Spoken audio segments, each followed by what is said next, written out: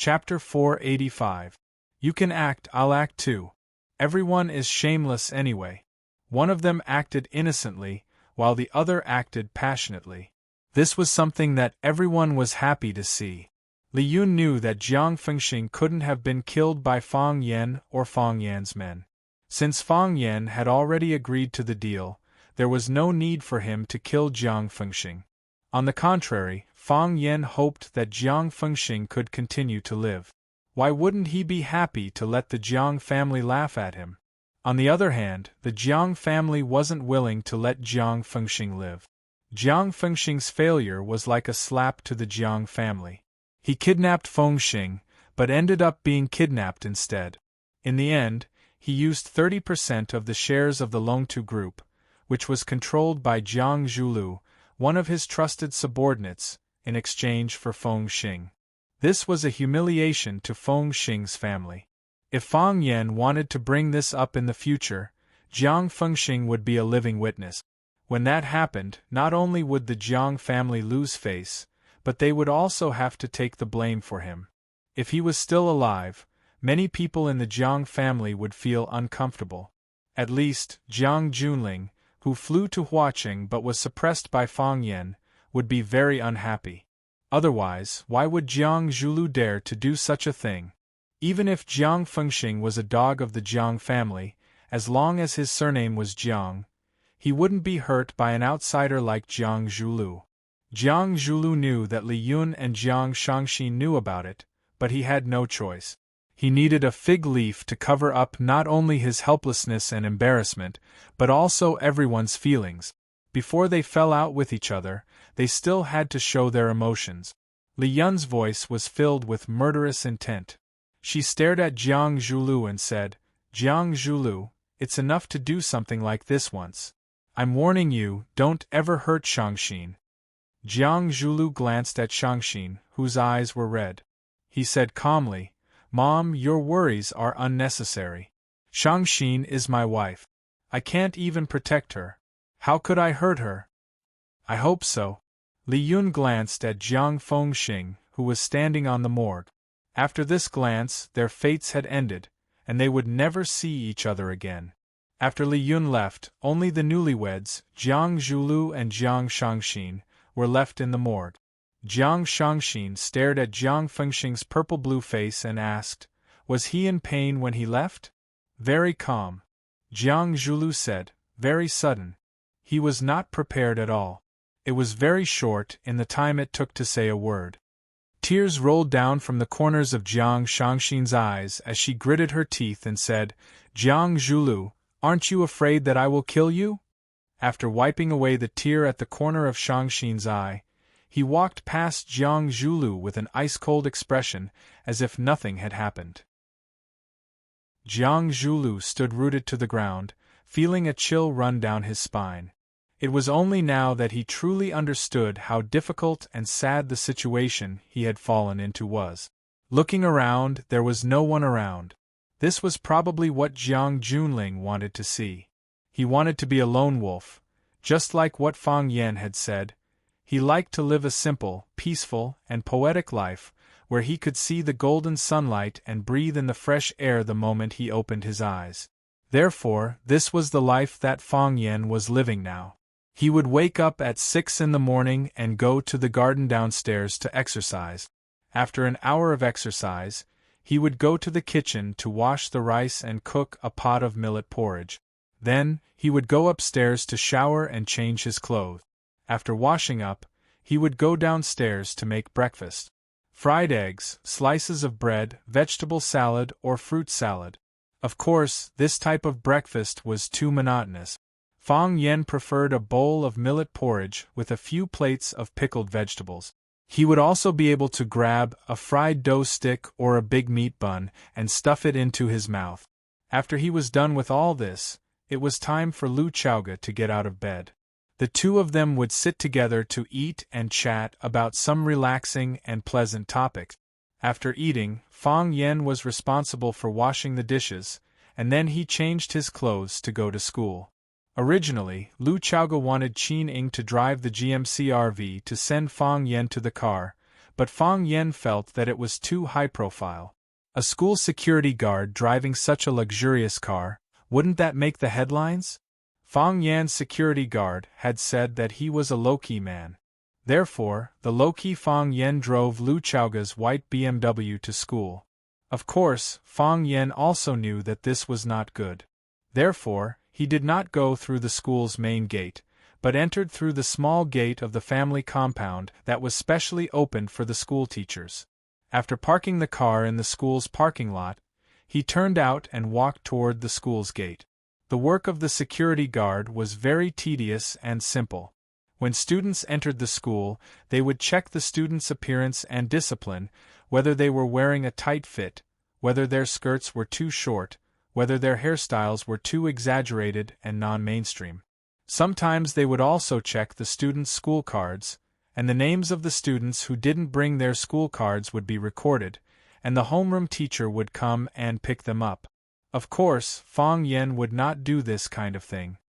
He sat in the security room, made a cup of fragrant tea, spread out a newspaper, roughly read the day's domestic and international news, and then walked around the school.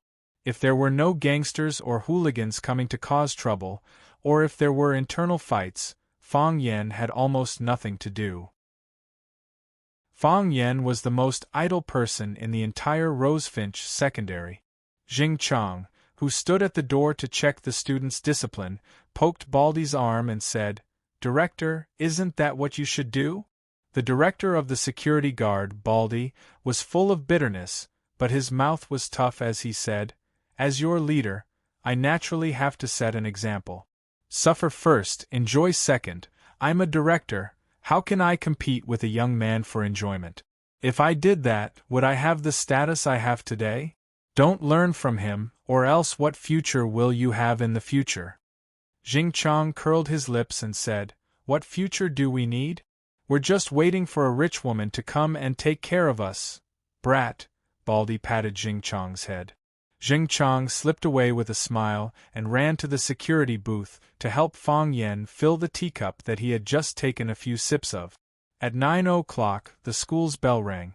Most of the students had already entered the classroom, and there were still a few who were late rushing over. After finishing his work, Baldy walked to the security booth and sat next to Fang Yen. He said with a smile, "Mr. Fang, how is Headmaster Lu?" "You mean Chaoga? She's not old," Fang Yen said. I didn't mean that, Baldy's but seemed to be on fire, and he began to fidget. "How can Headmaster Lu be old? In terms of age and appearance, she should be my sister. I'm talking about honorifics. Fang Yen looked at Baldy's appearance and thought that if Lu Chaoga heard what he said, the head of the security department would probably be replaced on the spot. However, for the sake of their friendship, Fang Yen was still willing to help Baldy keep his position. "Are you nervous?" Fang Yen looked at Baldy with a smile and asked. Baldy wiped the sweat off his forehead and smiled. He looked at Fang Yen with a flattering expression and said, "You don't say, I'm a little nervous. You can't understand how prestigious Headmaster Lu is in our hearts. If she's not happy, I won't be able to keep my position. Do you know how old I am this year? I've been in Rosefinch High for most of my life, and I've only been promoted to a security captain. I'm ready to retire from this position. I can't just erase it because of one sentence. Wouldn't that be a big loss for me?" Fang Yen patted Baldy's shoulder and said with a smile, "Don't worry. No one is going to take your position as the security captain." "Really?" Baldy was overjoyed. He held Fang Yan's hand and said, "Are you saying this on behalf of Headmaster Lu?" "I'm only representing myself." Fang Yen pulled his hand back. There was a trace of disappointment on the Baldy's face as he said, "Then I feel much more at ease. Headmaster Lu is a good person. Although she hardly comes to school now, she's still the most respected old leader in my heart. If you say she's old, I'm afraid she really can't be the security captain anymore." Fang Yen said with a smile. Baldy quickly covered his mouth and said, "Not old. Headmaster Lu isn't old at all." Then he pulled Fang Yan's hand and said, Mr. Fong, let me treat you to lunch. There's a restaurant opposite the school that makes good pickled fish, no need. I still have to go back to cook. Fong Yen said. Baldy's eyes were full of little stars. He said, I really envy you. You must take care of Headmaster Lu's health so that she doesn't have to worry when she works. If you need any help, just let me know. I'll go through fire and water for you. Fong Yen smiled bitterly and said, I'm just cooking a meal. There's no need for you to go through fire and water for me. Then I'll go make soup and light the fire. There's always a place where I'll be needed. Baldy persistently promoted himself. While the two were chatting, a girl wearing a heavy rosefinch secondary uniform passed by their security booth. After the girl walked by, she quickly turned back. She knocked on the window and said with a smile, Mr. Fong, we meet again. Fong Yen looked at the girl with delicate eyebrows and said with a smile, Hello. We meet again. Do you remember who I am now? The girl asked with a smile. Su Chi. Fong Yen said. The girl's eyes lit up and said, I didn't expect Mr. Fong to remember. That's so nice. Fong Yen smiled faintly and said, I'll try my best to remember more students' names. Of course, I can't remember most of them. There are too many students in the school. I don't care, just remember my name, Su Chi said with a giggle. Mr. Fong, do you have time tonight? Chapter 486. Baldy's face was full of vigilance. He put his bald head in front of Fong Yen and said to Su Chi in an angry voice, Miss, if you have something to say, just come at me. Let go of Mr. Fong. Mr. Fong is very busy. Baldy was very angry. Baldy was very desperate. Was this society sick? How could little girls nowadays be so active? The social atmosphere was so good in the past. He had been sitting in front of the security booth for more than 10 years, and he had never experienced such an embarrassing thing. It was peaceful and steady, and he had never encountered such embarrassment and danger. Besides, with Baldy's keen eyes and extremely smart brain, how could he not know what the little devil in front of him was thinking? She wanted to hook up with Fong Yen. This was absolutely not allowed. Fong Yen was Principal Lu's. Fong Yen was his brother, and he was Principal Lu's man. Therefore, he was the brother of Principal Lu's man. As long as Fong Yen was there, he could be the head of security until he retired. If Fong Yen was seduced by some little goblin inside or outside the school, Principal Lu would be angry. Wouldn't he be the head of security on his head in minutes? Who asked him to be Fong Yan's brother? No, he absolutely couldn't let them get away with it. He couldn't even think about it, and he couldn't even try. Baldy had already decided, for the sake of his official hat, he was even willing to bear the humiliation and sacrifice his clean body. It was really hard to be a man these days. Baldy was very sad and angry, but his attitude was very firm. Unfortunately, there was no place for him to use his hot-bloodedness, because Su Chi didn't look at him at all. From the beginning to the end, her eyes were fixed on Fong Yan's face that was too calm. I really want to know what you have experienced, Su Chi said with a smile. A normal man, when a little girl takes the initiative to pursue him, and it's a girl who is not too ugly, won't he more or less be secretly happy or moved? Why don't you have any strange emotions? Sitting there, he looked like a monk with 6 pure and unmoved hearts. Fong Yen looked at Su Chi with a warm smile on his lips and said, What you did, someone else has done it before, and she was braver than you. That day, the wind was gentle and the sun was bright. She wore a white shirt and a blue skirt. Her eyes were soft, but there was also a sense of ambition in them.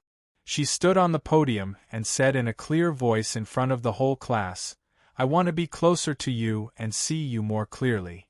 That day, it was drizzling and the ancient alley was quiet and secluded. She was wearing a white chong sam with floral patterns and holding an oil paper umbrella as she walked over. Her red high heels knocked on the stone pavement and also knocked on the man's heart. Over and over again until he was exhausted. She fell into Fong Yan's arms and said, I'm not a prop, I'm the female lead. The 10 feet abyss was attacked, and they were kidnapped. Their lives were in danger. When he was fighting with someone, a bullet was shot at the back of his heart. She used her thin and weak body to pounce on him. Her white shirt was stained with blood, but she smiled sweetly and said, I'm not as good as her, so I can only help you block the knife. The ingenious maintenance at the airport, the patient waiting in the wind and snow, the dozens of miles of walking in Yenjing City at night, the bowl of lamb stew noodles, and the parting words, I wanted to repay you before, but now I want to protect you. That kind of deep love that moved the heaven and earth, that kind of selfless sacrifice that penetrated deep into the bones, day after day, year after year, when did it ever stop? A smile that shocked the immortals, as ethereal as a god. Looking back once can make a person immersed in it for a lifetime. Su Chi's appearance had no meaning to Fang Yen.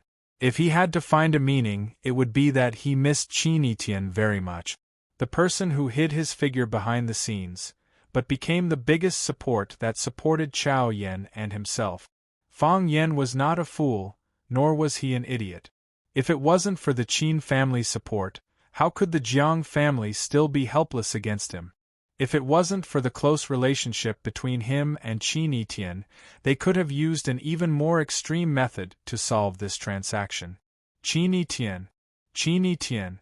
No one was Qin Tian, only Qin Tian was Qin Tian. I don't have time.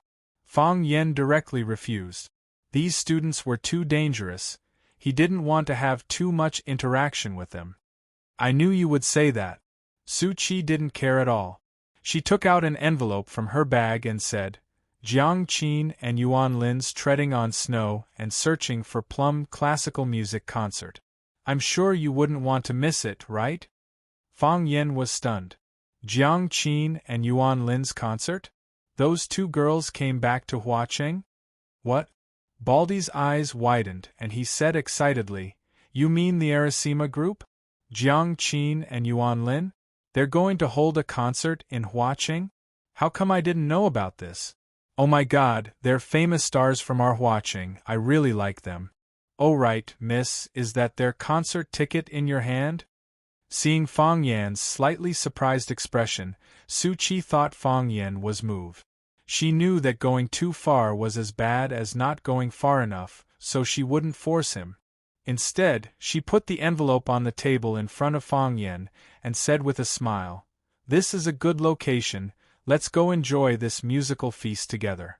Su Chi waved her hand and said, Goodbye, Mr. Fang. Then, she turned and walked towards the direction of the classroom. She walked slowly, and didn't care when the bell rang for a long time.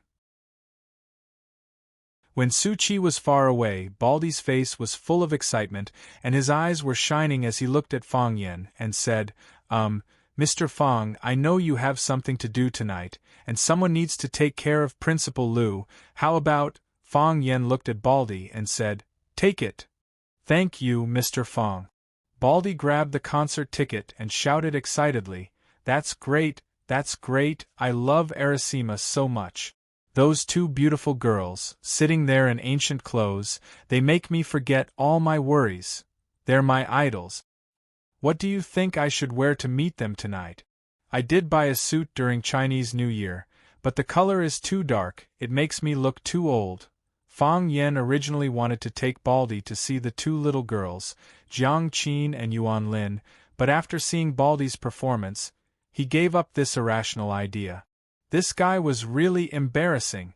After Fang Yixing died in battle, Xia Xia took Jiang Qin and Yuan Lin to visit him at Swallow Dock. The two little girls accompanied Fang Yan at Swallow Dock for a long time, and they never left Fang Yan's mother, Lu Wan. Because the last time they came, Lu Wan also liked them the most, and treated them as her own daughters. Later, when they returned to the capital to study, they often went to Swallow Dock to visit Fang Yan. Later, they became busier and busier, and the number of times they came to visit Fang Yan also decreased. At that time, Fang Yan rarely spoke, and it was the two of them who surrounded Fang Yan and chatted. They said they learned Guzheng, they said they learned Sun, Panshao, and Guqin. They talked about who they had learned from, and which master had taught them. They said they participated in some program with Sister Xia Xia, and the live performance was very intense. They said they wanted to go out to practice, and Sister Xia Xia said she wanted to make a group for them. Even though Fang Yan had been mourning in Swallow Dock for 3 years, he still knew how popular the 2 little girls, Jiang Qin and Yuan Lin, were now. Fang Yan gave Su Qi's ticket to Baldi, but he still decided to come to see Jiang Qin and Yuan Lin's Looking for Plum in the Snow concert. He wanted to see their growth over the years and see their glory tonight. They called him teacher, so he wanted to witness all kinds of beauty of his students. He came in a joyful mood. For many people, the tickets to the Arasima Group's concert were hard to get. For the current Fang Yan, if he wanted a ticket to the concert, it was just a matter of saying a word. Fang Yan just mentioned it to Lu Chaoga, and Qining went out and brought back a stack of tickets. Lu Chaoga's injury had not recovered, and she was not willing to come out to participate in such activities. She also wanted to talk to Fang Yan and his students. Fang Yan could only come alone. He held the thick stack of concert tickets and didn't know who to give it to. Fang Yan drove the car to the venue of the concert, Tianhe Music Hall. As the car approached Tianhe City, he saw a large number of fans in Hanfu or Cheongsam rushing towards the direction of the music hall. Most of them were very young, and their faces were full of excitement and joy. Fang Yan had just seen such an expression on Baldi's face. Some people said that classical music was too niche. Except for a small number of fans, it was difficult to walk into the ordinary people, and it was difficult to walk into the hearts of young people. But now Fang Yan understood that it was not that classical music was too niche, but that it had not encountered really good music. It was not difficult to walk into the hearts of young people, but you had to find a way to make young people like you and accept you. Fang Yan saw the success of Jiang Qin and Yuan Lin from the eyes of those young people, and saw the success of classical music. He also saw the success of Summer. That superstar-like figure, when she stood at the peak of Hua Xia's music, still shouldered a more important responsibility and mission. She wanted to lead Hua Xia classical music to stand at the peak of world music. Such a beautiful thing, such a magical treasure, she should not be annihilated in the long river of history, but should bloom with a more dazzling brilliance. Jiang Qin, I love you, Yuan Lin, it's you, Arasima, I love you, Arasima, my heart. The fan group held the love banners of the Arasima group and the ancient costumes of Jiang Qin and Yuan Lin, and shouted from time to time. Fang Yan smiled, parked the car in the parking lot, and walked towards the VIP passage of the music hall. At this moment, a beautiful little girl blocked in front of Fang Yan. Chapter 487. The girl looked young, but she had heavy makeup on and was wearing a sexy short skirt that did not match her image at all. The girl stood in front of Fang Yan and asked with a sweet voice, "Uncle, are you also here to see the Arasima concert?" Fang Yan nodded and looked at the girl with a puzzled expression. "Do we know each other?" The girl giggled and extended her hand to Fang Yan. "We didn't know each other before, but can't we get to know each other now? My name is Louis. How should I address Uncle?" Fang Yan was sure he didn't know this girl, so he didn't shake hands with her. He looked at the girl and asked, "What's the matter?" The girl's expression suddenly became resentful. She stomped her feet and said, "Uncle, why are you so annoying? I just want to get to know you. I've already extended my hand, but you don't even shake hands with me. I asked for your name, but you don't say it. Are you a gentleman? You don't know how to be kind to the fairer sex." Fang Yan looked at the girl and went around her to check the tickets. "This person is sick." "Hey, Uncle." Lu Yi once again blocked in front of Fang Yan with a very professional smile on her face. "Uncle, I saw you came to see the Arasima concert alone. Don't you think it's boring without a female companion? I'll go in with you, okay?" Fang Yen looked at the girl and shook his head. Thank you. I'm fine by myself. Uncle, the girl shouted coquettishly. Seeing that Fang Yen wanted to leave, she grabbed Fang Yan's arm and said, Can you take me in? I also want to see the Arasima concert. Let's go watch the concert first, then go out for supper, okay? Fang Yen thought for a bit and stopped to look at the girl in front of him. Which school are you from? Fang Yen asked. Lu Yi's eyes looked away in panic and said, Uncle, why are you asking me which school I'm from? Don't you like students? Don't all the uncles nowadays like to date students? I'm asking you which school are you from? Fang Yen raised his voice and said with a stern expression. Lu Yi's body trembled. She didn't dare to refuse Fang Yan's question. She said softly, I'm from the Huaqing Music Academy. Because I like the classical music of the Arasima so much, I wanted to follow you in to have a look. If the one you met today wasn't me, but any other man, you would have begged to go in with them, wouldn't you? Fang Yen asked coldly. That's not it, Lu Yi explained in a low voice. I've been standing here for a long time. Those who can enter the VIP passage are all wealthy people. In their eyes, a ticket isn't worth much. I'm not the kind of man who would beg for a ticket. I'm looking for a man who is pleasing to the eye and comes alone. Such a man generally won't reject a female companion, and then go for supper. Fang Yen looked at the girl's thick eyeshadow and asked aloud. With a shy expression, Lu Yi said, Uncle, don't misunderstand. I only said to go for supper, I don't mean anything else. If you don't mean anything else, then do the men around you also don't? Fang Yen asked in return. I think it's okay. Rich people still have manners. Fang Yen sneered and said, That's because you haven't seen rich people without manners. It doesn't feel good to be interrogated like this, right? Fang Yen asked aloud. Yes, Lu Yi said in a low voice. I didn't expect. You didn't expect to meet a man like me? They would either agree or directly refuse, because you're trading yourself as a commodity. Who would talk nicely to a commodity? Who would pay any attention to a commodity? There's nothing in this world that comes without sowing. If you want to gain something, you have to pay something. You want a ticket to watch the Arasima concert, so you have to pay with your dignity or something more important. Because you're a commodity, you don't have the right to bargain. Uncle, I'm not going in with you. I'm going back to school right now, Lu Yi said with red eyes. She wanted to leave. Fang Yan's words were so harsh that she felt like they were piercing her heart. Wait, Fang Yan called out. Lu Yi turned around to look at Fang Yan and asked, Uncle, is there anything else? You're from Huaqing? Fang Yan asked. From the girl's voice, he could tell she had a Huaqing accent. Yes. My family is from Huaqing, but our family's financial situation isn't very good, Lu Yi said with a wronged voice.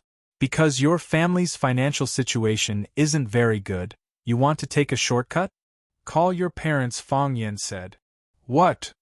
Tell them you want to invite them to the Arasima concert, but do as I say.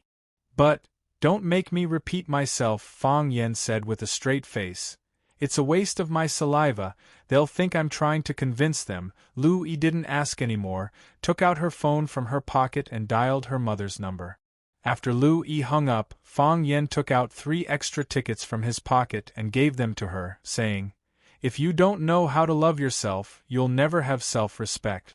Accompany your parents to a concert, look at their faces, think about what they've done for you.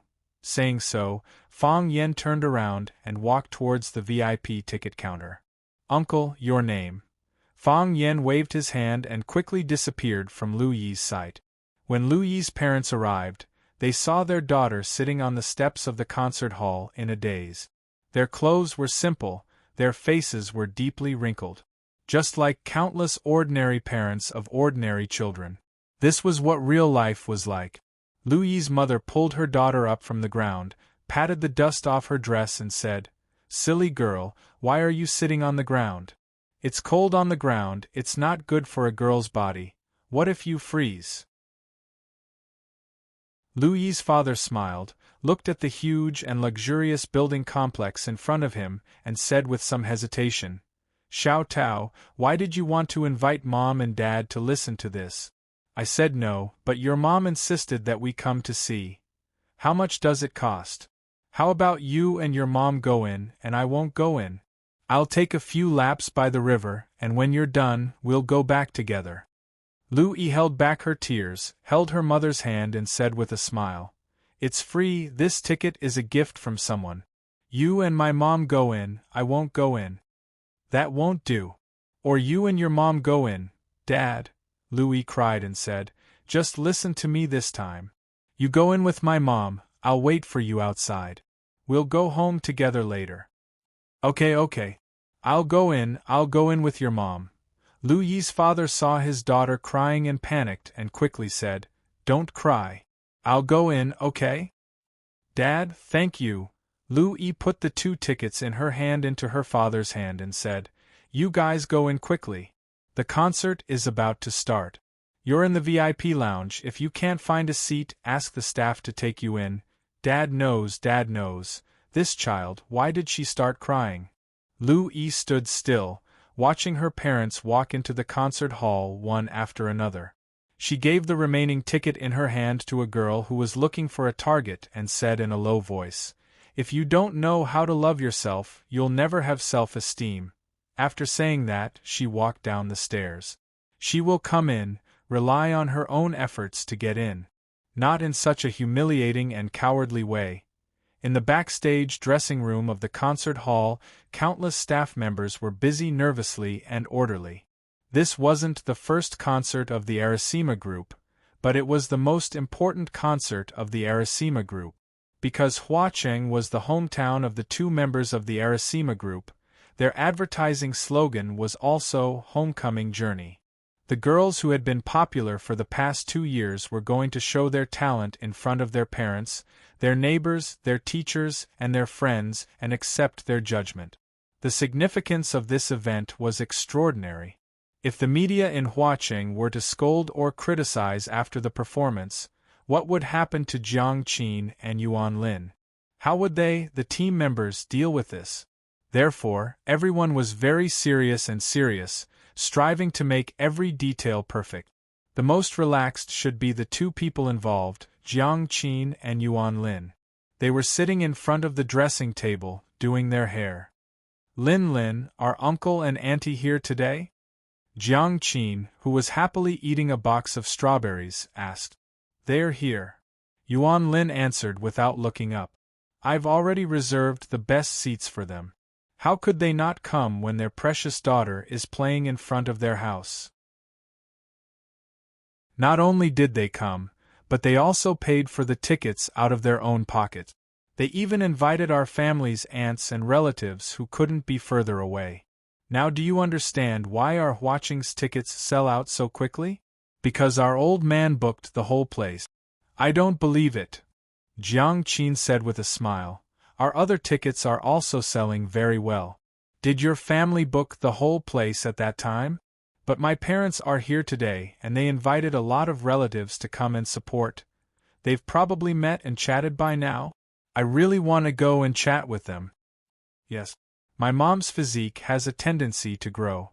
I told her to be careful, but she said she's fat now because she's relaxed. She even said that I'm biased. Why can my dad be fat but not her? Your mom is so interesting. I miss the braised pork trotters she made." "I miss it too," Jiang Qin said. Her thoughts drifted far away and she said, "Mr. Fong returned to Huacheng. I know. I wanted to send him an invitation. I thought about it too. But I'm afraid he hasn't gotten over it yet. Why should I make things difficult for him? He's been through too much these years. We met Sister Xia Tian because of Mr. Fong, and it's because of Mr. Fong that we embarked on this path," Yuan Lin said with a sigh. Her gaze finally shifted away from the mobile game. "If only Mr. Fong could come to our concert, that would be great." "Yes." The strawberry in Jiang Qin's mouth suddenly became tasteless. She threw the strawberry box on the dressing table with some annoyance and said, "If only Mr. Fong came to our concert, that would be great. I really hope Mr. Fong could come."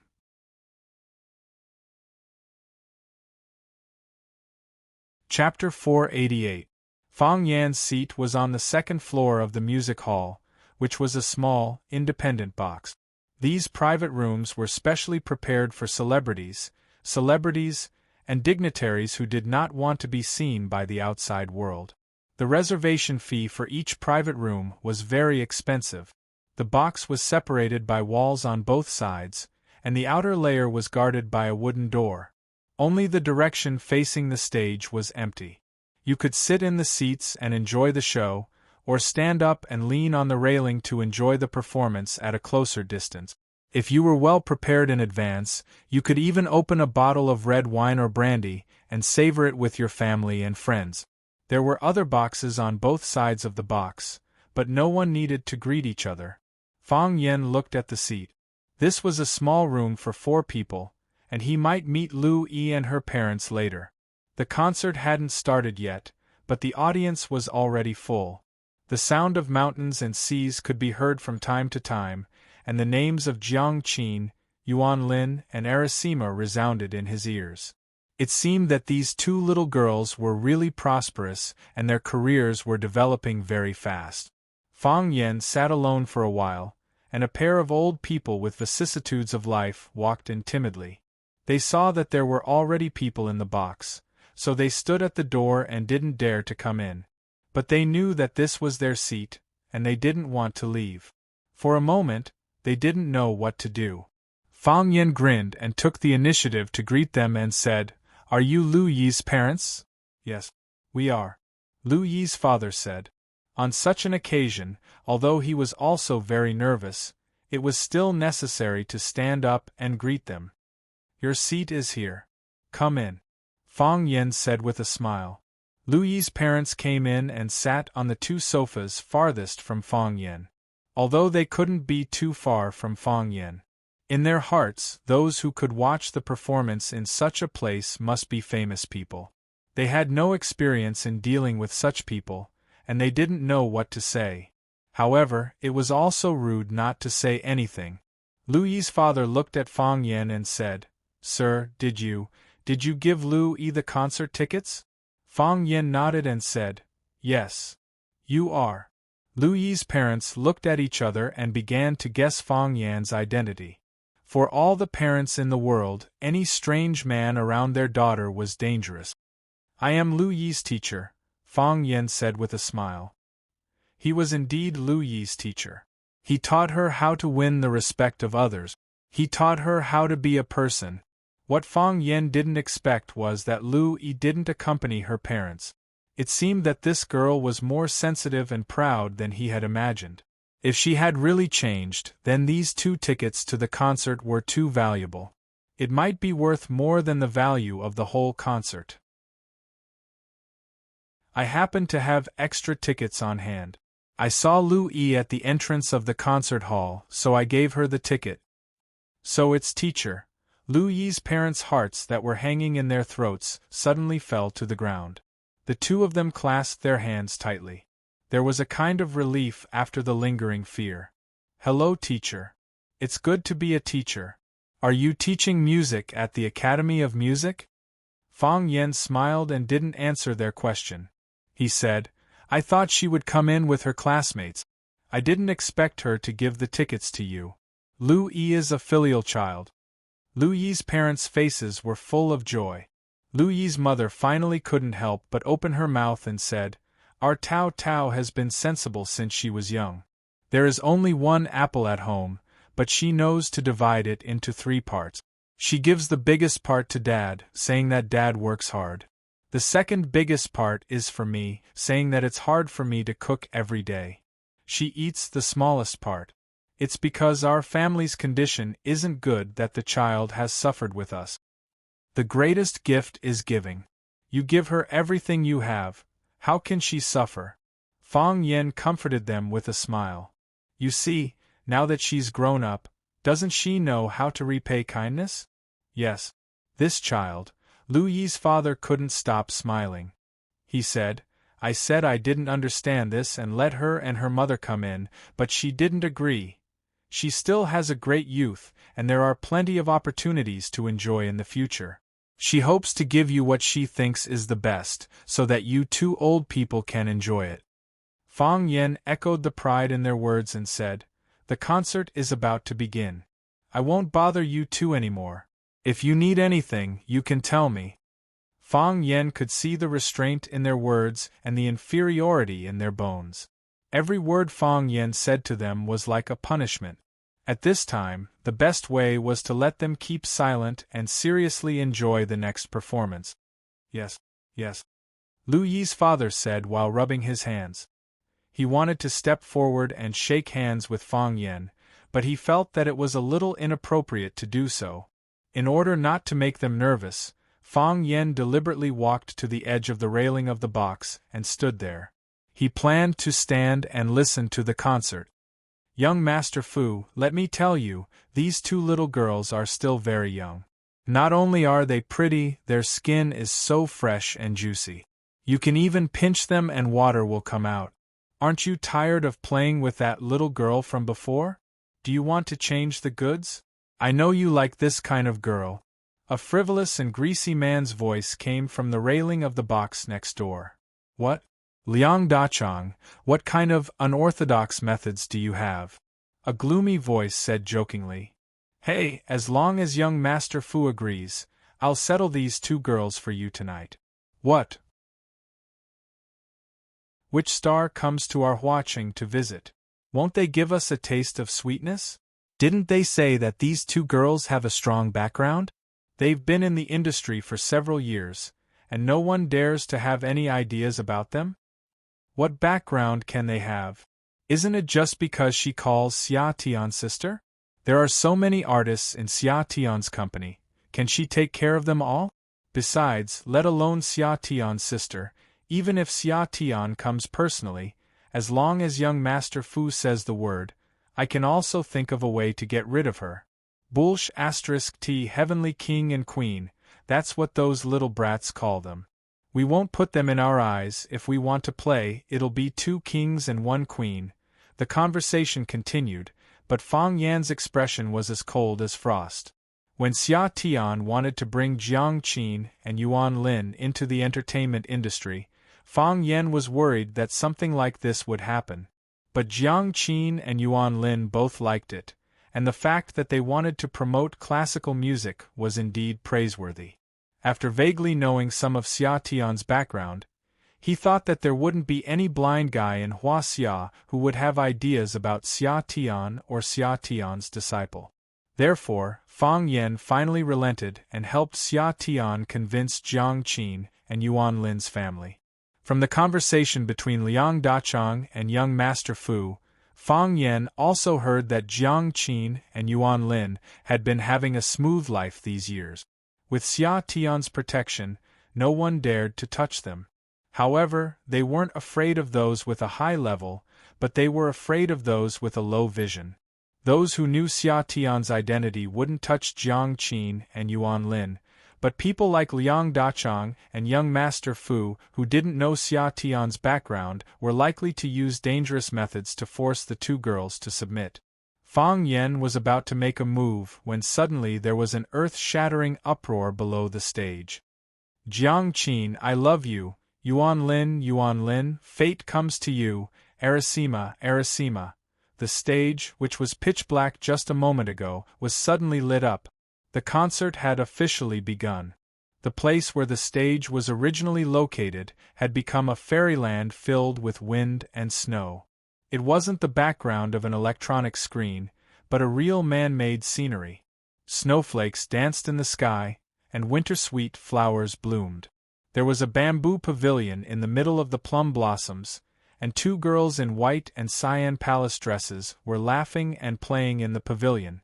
From time to time, there would be laughter that sounded like silver bells, and people couldn't help but curl up the corners of their lips. The scenery was fairyland, and the people were immortals. The immortals and fairyland complemented each other. The performance hadn't even started, but the visual effect presented by the Arasima team was already refreshing. "I'm not playing anymore, I'm bored to death." The Cyan Fairy sat on the stone chair in the bamboo pavilion, threw the red embroidered ball in her hand into the snow, and said in a tired voice. The voice spread through the speakers, and Fang Yen could tell that it was Yuan Lin's voice. Sister, let's make a song? The white fairy walked to the opposite side of the cyan fairy, and said softly. This was Jiang Qin's voice. Make a song? What song? The cyan fairy was very tempted by her big sister's suggestion, and asked with a smile. The white fairy pointed at the scenery around them and said, We're here to admire the snow and flowers, so this song naturally has to be related to the white snow and the plum blossoms. How about we call this song Looking for Plum Blossoms in the Snow? Sure. Then let's play out what we're feeling right now, and call the song Looking for Plum Blossoms in the Snow? Wonderful! And so, the cyan fairy took out a long flute from her waist, put it to her lips, and began to play it. The sound of the flute was ethereal and intoxicating. The white fairy sat on the stone chair, reaching out her slender hand to play with a phoenix tail gouging on the table. The sound was clear, like a mountain spring. The sound of the gouging was very pleasing to the ear. And the best part was the combination of the flute and the gouging. One was long and distant, the other lively and powerful. 2 different instruments, 2 different girls, the combination was enough to make people go crazy. Fang Yen gripped the railing tightly, and looked at the 2 girls who were performing seriously in the snow and plum blossoms forest with a face full of joy. These were his students, and he was very proud of their achievements today. Just like Lu Yi's parents, because their daughter gave the biggest piece of an apple to her parents, they had always remembered it for more than 10 years. He wanted to tell everyone in the world that they were his students. Young Master Fu, look, do you feel anything? Do you feel anything? I'll book them, and let them wear this palace dress when we're working.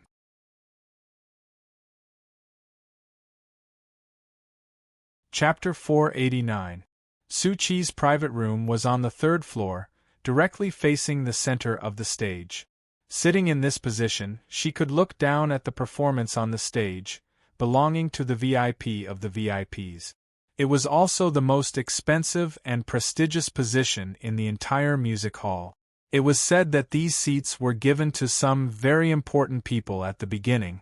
When Fang Yen asked for a ticket, even with Lu Chaoga's connections in Huaqing, he could only get a VIP room on the 2nd floor.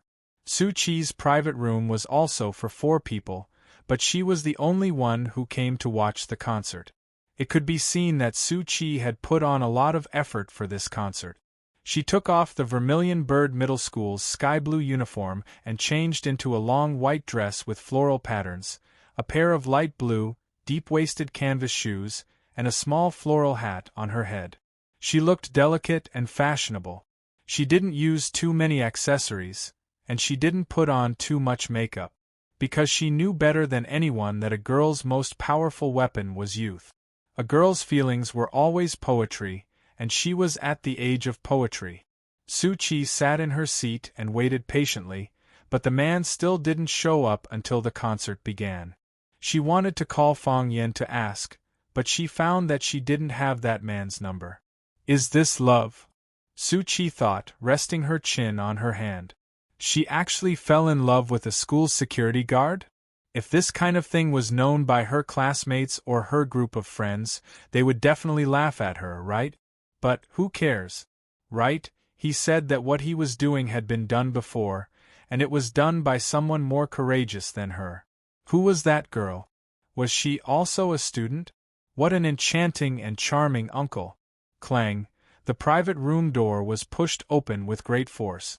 Su Qi's heart suddenly stopped, and she turned around with a face full of surprise. Then, the smile on her face froze. Baldy, dressed in a navy blue suit, stood at the door, sweating profusely. He looked at the girl and kept apologizing. I'm sorry. There's a concert tonight, so there's a traffic jam. When I got there, I couldn't find a place to park. I drove around the concert hall a few times and finally stopped in front of the store across the road. Suki did not hear what Baldy said. She only cared about one thing. Why are you here? That's me. Baldy looked at the girl in confusion and said seriously, "Why you? Why not me? What about him? Oh, you mean Fong Yen? He's not free. He's not free." Su Chi's heart suddenly ached. He didn't have time. This reason really hurt his pride. Baldy walked over to Su Chi and sat down beside her. "Don't be sad," he said. "Fong Yen was very busy. When he got back, he still had to cook for the old principal. Didn't you want someone to watch the concert with you? It's the same if I accompany you. Just like you, I'm also a hardcore fan of Arasima." Baldy waved his hands in the air and shouted the slogan of Arasima's fans. "Star, star, I love you. Star, star, we'll be together forever. Yeah. I'm not bragging. When it comes to appreciating classical music, I'm better than Fong Yen." "It's different," Suki said. "What's different?" "You're not good looking." Baldy opened his mouth again and again. He didn't know how to refute. In the private room on the second floor, such a tragedy happened. "What a masterpiece!" A gloomy man's voice sounded. "Beauty is the most beautiful. Beauty is pleasing to the eye. Beauty that can cause the downfall of a country will shock the world. They're not twins, but they're better than twins. Liang Dachang, my happy life is in your hands. Young Master Fu, it's a small matter. You've come from afar and are watching, has nothing to entertain you except some cheap seafood. Coincidentally, these two girls are watching specialties. Why don't you go through the trouble of appraising them and see if they taste good?" "Haha, it's no problem. I'm willing to do this." Young Master Fu laughed heartily. "Dachang is not bad. You're loyal. From now on, you'll be my good brother." Fong Yan's good mood disappeared. He used a bit of strength and grabbed a wooden plank from the wooden railing in front of him. He threw it in the direction of the voice coming from the private room next door. "Ah!" someone screamed. "Who threw it at me? Who the hell threw it at me?" Someone roared angrily. It was Liang Dachang, the pimp who wanted to introduce Jiang Qin and Yuan Lin to young Master Fu. "Young Master Liang, what's wrong? What happened?" "Blood, young Master Liang, your head is bleeding." The private room next door was in chaos. "Damn it, search them row by row. I want to see who dares to go against me," Liang Dachang shouted hysterically. "Dachang, don't be rash. There are too many people here, don't blow things up." Young Master Fu comforted him. "If things get out of hand, we won't be able to do anything." Liang Dachang seemed to be extremely afraid of this young Master Fu. Although he was still cursing, he could only suppress his anger for the time being. He also knew that if he asked his men to search the private rooms row by row, he would offend all the guests in the VIP rooms on the second and third floor. If the commotion was too big, the concert would be messed up by him. By then, everyone's attention would be on him. Even if he wasn't afraid, there was no need for him and his old man to be on the headlines, right? Damn unlucky. Liang Dachang cursed angrily. "If I find out which bastard did this, I'll skin him alive." A cold, murderous intent appeared in Fong Yan's eyes. If it wasn't for the sake of the concert going on normally, that piece of wood would have crippled someone or directly smashed their skull, killing them. If he hadn't shown mercy, did he think he would still have the chance to speak? That attack was just a small punishment. It had to be said that this was a high-standard concert. Fong Yen had heard Music Addict, one of the 7 addicts of Hua Xia, perform classical music live at the Maple Leaf Club. That kind of breathing could move people's emotions, and it made people's minds have endless associations. Along with the joy of the music, joy of joy, sorrow of sorrow. Deep down, tears streamed down one's face. With Jiang Qin and Yuan Lin's current attainments, they naturally couldn't be compared to Music Addict. They were too young and had too little experience, so they couldn't perform a silent and sorrowful movement. But they took a different path. Since they couldn't perform sad music, then it had nothing to do with sadness. They just wanted to pass on happiness. Therefore, in their music, One could feel the wind singing, see the snowflakes dancing, and experience the magical process of plum trees growing and blooming quietly.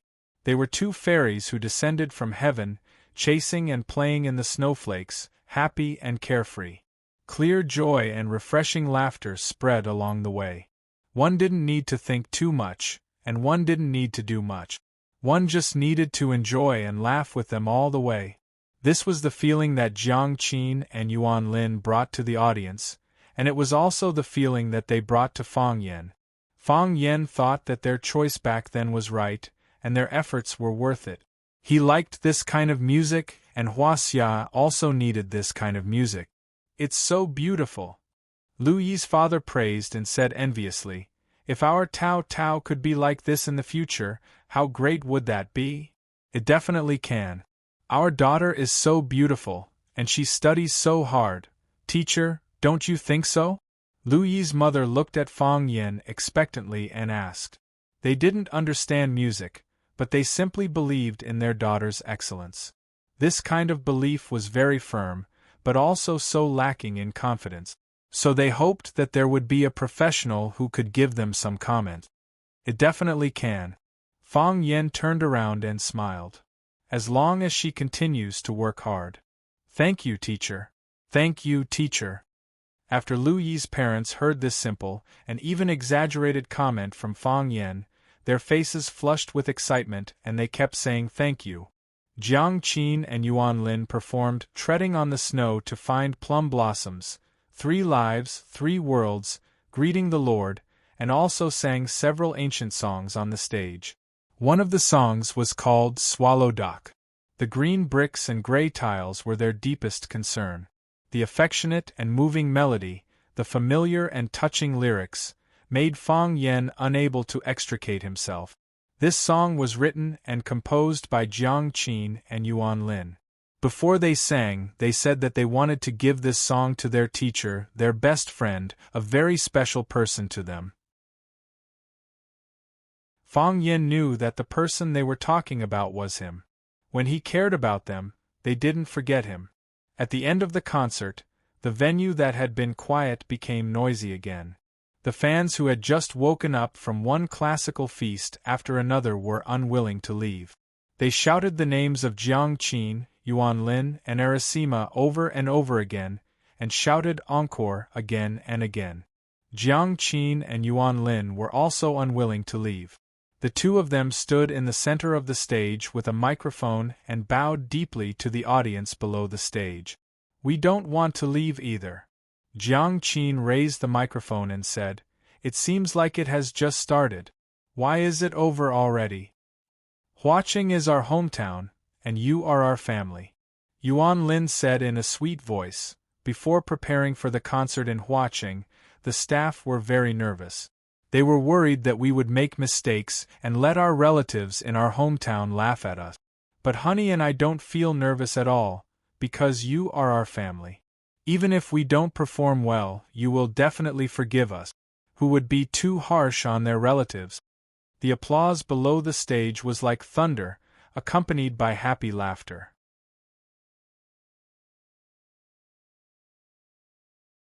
Chapter 490. Our parents are in Huaqing. Our family and friends are in Huaqing. We were born in Huaqing, grew up in Huaqing, and went to primary and secondary school in Huaqing. We met a very important man in our lives in Huaqing. Jiang Qin said sadly. There was a moment of silence, and then there was a tsunami of exclamations. "Sweetheart, who is that man? Who is that man? Sweetheart, are you guys in love? Please don't. Goddess, you've broken my heart. Who is that man?" Wang Ku, the manager of Arasima backstage, was really anxious. He grabbed the shoulders of the staff next to him and shouted, "What are they talking about? What are they talking about? Ask her to stop." No one asked Jiang Qin and Yuan Lin to stop, because Xia said that they were completely free on the stage. When they stood on the stage was theirs. Yuan Lin looked at Jiang Qin with a surprised expression. She didn't expect Jiang Qin to say that at this time. Jiang Qin's voice was a little sad. He said, I don't mean to say it on purpose. It's just that when I return to this city, I can't help but smell his scent. You must not know that the reason why Yuan Lin and I took this path, the reason why we were able to stand on the stage of classical music, and the reason why we worked hard for such a goal, is also greatly related to him. I don't know if he came to our concert. Maybe he didn't. But I know he is in watching, so I feel very at ease. The fans below the stage were even more crazy. They kept shouting Jiang Qin's name, and asked Jiang Qin who the man was. He is my teacher, Jiang Qin said with a sly smile. A teacher who influenced my life. Near the front of the stage, Sister Li looked at her daughter's expression and sighed deeply. Jiang Dahai held his wife's chubby hand and said, "The child has grown up and has her own ideas. Let her be." "I know," Sister Li said with some annoyance. "I'm not against Qin and Fang Yan being together. Honey was now an adult, and she had the right to choose her own life. What I'm worried about is, where is Fang Yan now? I haven't seen him for a few years. I called my daughter to ask, but she didn't say anything. I don't know what happened. Fang Yan is a good kid." Jiang Dahai looked at Sister Li with a puzzled expression and said, "Didn't you dislike Fang Yan before? You even chased her out for no reason. Why did you change your attitude now?" "What do you know?" Auntie Li said angrily. "I didn't like Fang Yan in the past because she was still young. We couldn't let her be with Fang Yan. Now that our dear one has grown up, why can't he treat our dear one well? Look at Honey's pitiful face. You weren't this sad when I rejected you when you confessed to me, right?" Cough, cough, cough. Jiang Dahai coughed violently. The topic of his wife was too explosive, and he couldn't take it anymore. "I really envy you guys," Jiang Qin said with a smile. "You guys can live in the same city as him, look at the same sky, breathe the same air, but I have to fly around every day, and the time I can stay in watching is too little. If you see him, you must say hello to me. Say hello to Mr. Fang. Jiang Qin said she misses you." Jiang Qin and Yuan Lin bowed to the audience below the stage again, and they left amidst the reluctance and shouts of the audience below the stage. Fang Yan didn't expect that there would be such a scene at the end of the concert. Jiang Qin, this fearless girl, was really capable of doing anything. But in this way, wouldn't he be in the headlines tomorrow? Fang Yan completely believed in the paparazzi's sense of smell and ability. Jiang Qin said the words Mr. Fang, and Jiang Qin had been in a scandal with him before she became famous. At that time, it even became negative news in the newspapers. As long as those people had the intention to find out, they would definitely be able to find these clues. Fang Yan just wanted to be a quiet little security guard. The concert ended and the crowd began to disperse. Lu Yi's parents stood up and looked at Fang Yan. They wanted to say something but didn't know what to say.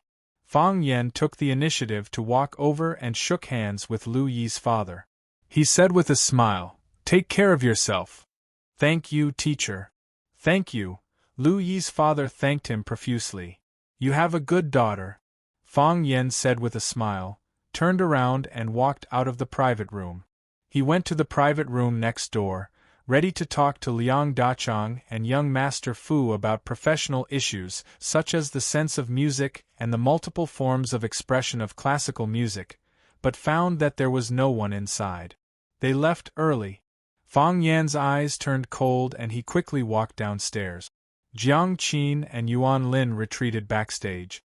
Yuan Lin took Jiang Qin's hand and said, "Sweetheart, why did you say it in front of so many people? Aren't you afraid?" All of a sudden, I felt something. Jiang Qin was a little depressed and said in a low voice, "We have worked so hard and risked our lives for the past few years. We want to show him our best side. We want him to know our talent and let him recognize our excellence. But when we have the opportunity to stand in the center of the stage and have the ability to prove ourselves to him, he doesn't know where he went. So what if today's concert is a success? I still feel empty in my heart. Lin, even if we do it, even if we really bring classical music to the world stage, but What's the point of that for me? Sigh, Yuan Lin sighed softly. Let's go see Mr. Fong tomorrow. We'll treat him to a meal, treat him to a drink, even if we don't do anything. We'll just watch him quietly and accompany him. Okay. Jiang Qin said with red eyes. We'll go see him tomorrow. Wherever he goes, we'll go there. We'll pay for his meals and pour for his drinks. He doesn't say anything and does nothing. We'll just sit beside him and say nothing and do nothing. Just like when we were in Swallow Dock. The two girls made such an agreement, and their moods became cheerful again. Wang Ku walked over and hugged the two girls of Arasima warmly. She said with a smile, "Sweetheart Lin Lin, congratulations. Today's performance was amazing. The whole watching will be proud of you, thank you." Yuan Lin said with a smile. If only there wasn't a last performance. Wang Ku said. This was a subtle reminder and a warning. Jiang Qin said softly, Sister Wang, I'm sorry for making things difficult for you. Haha, it's okay. Wang Ku said with a smile. What's there to make things difficult for? Isn't it my job? I just want to talk to him. Jiang Qin said. I think he'll definitely hear it in this way. Wang Ku didn't know whether to laugh or cry. She said, My lady, not only Mr. Fong heard it. The whole Huaqing heard it. Just wait and see. Tomorrow morning, all the newspapers in Huaqing will be filled with news about you. I don't care. Sister Xia Tian said before, don't care about what the outside world think. We just need to focus on our own music. Yes. Don't worry about it. You just need to focus on your music. Don't you have Sister Wang to do the rest? If Sister Wang can't do it well, there's still President Xia, right? Am I right? At this moment, a group of people walked toward the dressing room backstage. The security guards went forward to stop them. The leader, a man with a buzz cut, slapped them in the face and scolded, Are you blind? Even I can't go in? The security guard was slapped in the face. When he was about to fight back, the two bodyguards in black behind the man with the brush cut rushed over. One on the left and the other on the right, they rushed into the crowd and knocked down the security guards who were in charge of guarding the place. Clang! The man with a buzz cut pushed open the door of the dressing room and saw Jiang Qin and Yuan Lin chatting inside. He couldn't help but be amused. He turned around and said to the man with glasses behind him, Young Master Fu, it seems that you have good luck with women today. I was worried that they would run away. If that was the case, it would take some time. Now they are still here. Shall we talk to them now? Fu Lei adjusted the glasses on the bridge of his nose and said with a smile, Be polite. Hey, got it. Liang Dachang said with a smile. He walked up to Wang Ku, took out a business card from his pocket and handed it over. He said, I'm Liang Dachang, the chairman of the Dachang Group. You can easily find out what I do as long as you go out and ask around. Wang Ku usually had Xia Tian's support, so she really didn't take Liang Dachang seriously. She stood in front of Jiang Qin and Yuan Lin with her slightly plump body and said with a smile, Young Master Liang, why have so many of you barged in? What business do you have? Liang Dachang pointed at Jiang Qin and Yuan Lin and asked, Are you their agent? Yes. Wang Ku. Good. Wang Ku, let's discuss something. I have a distinguished guest who came from afar and likes watching their show. I want to take them out for a midnight snack. Why don't you name a price? Wang Ku smiled coldly and said, Young Master Liang, I'm afraid I can't agree to this. Jiang Qin and Yuan Lin have worked hard for most of the night and are very tired now. They just said that they wanted to go back to sleep. Why don't we find another opportunity? Slap. Wang Ku was also slapped in the face.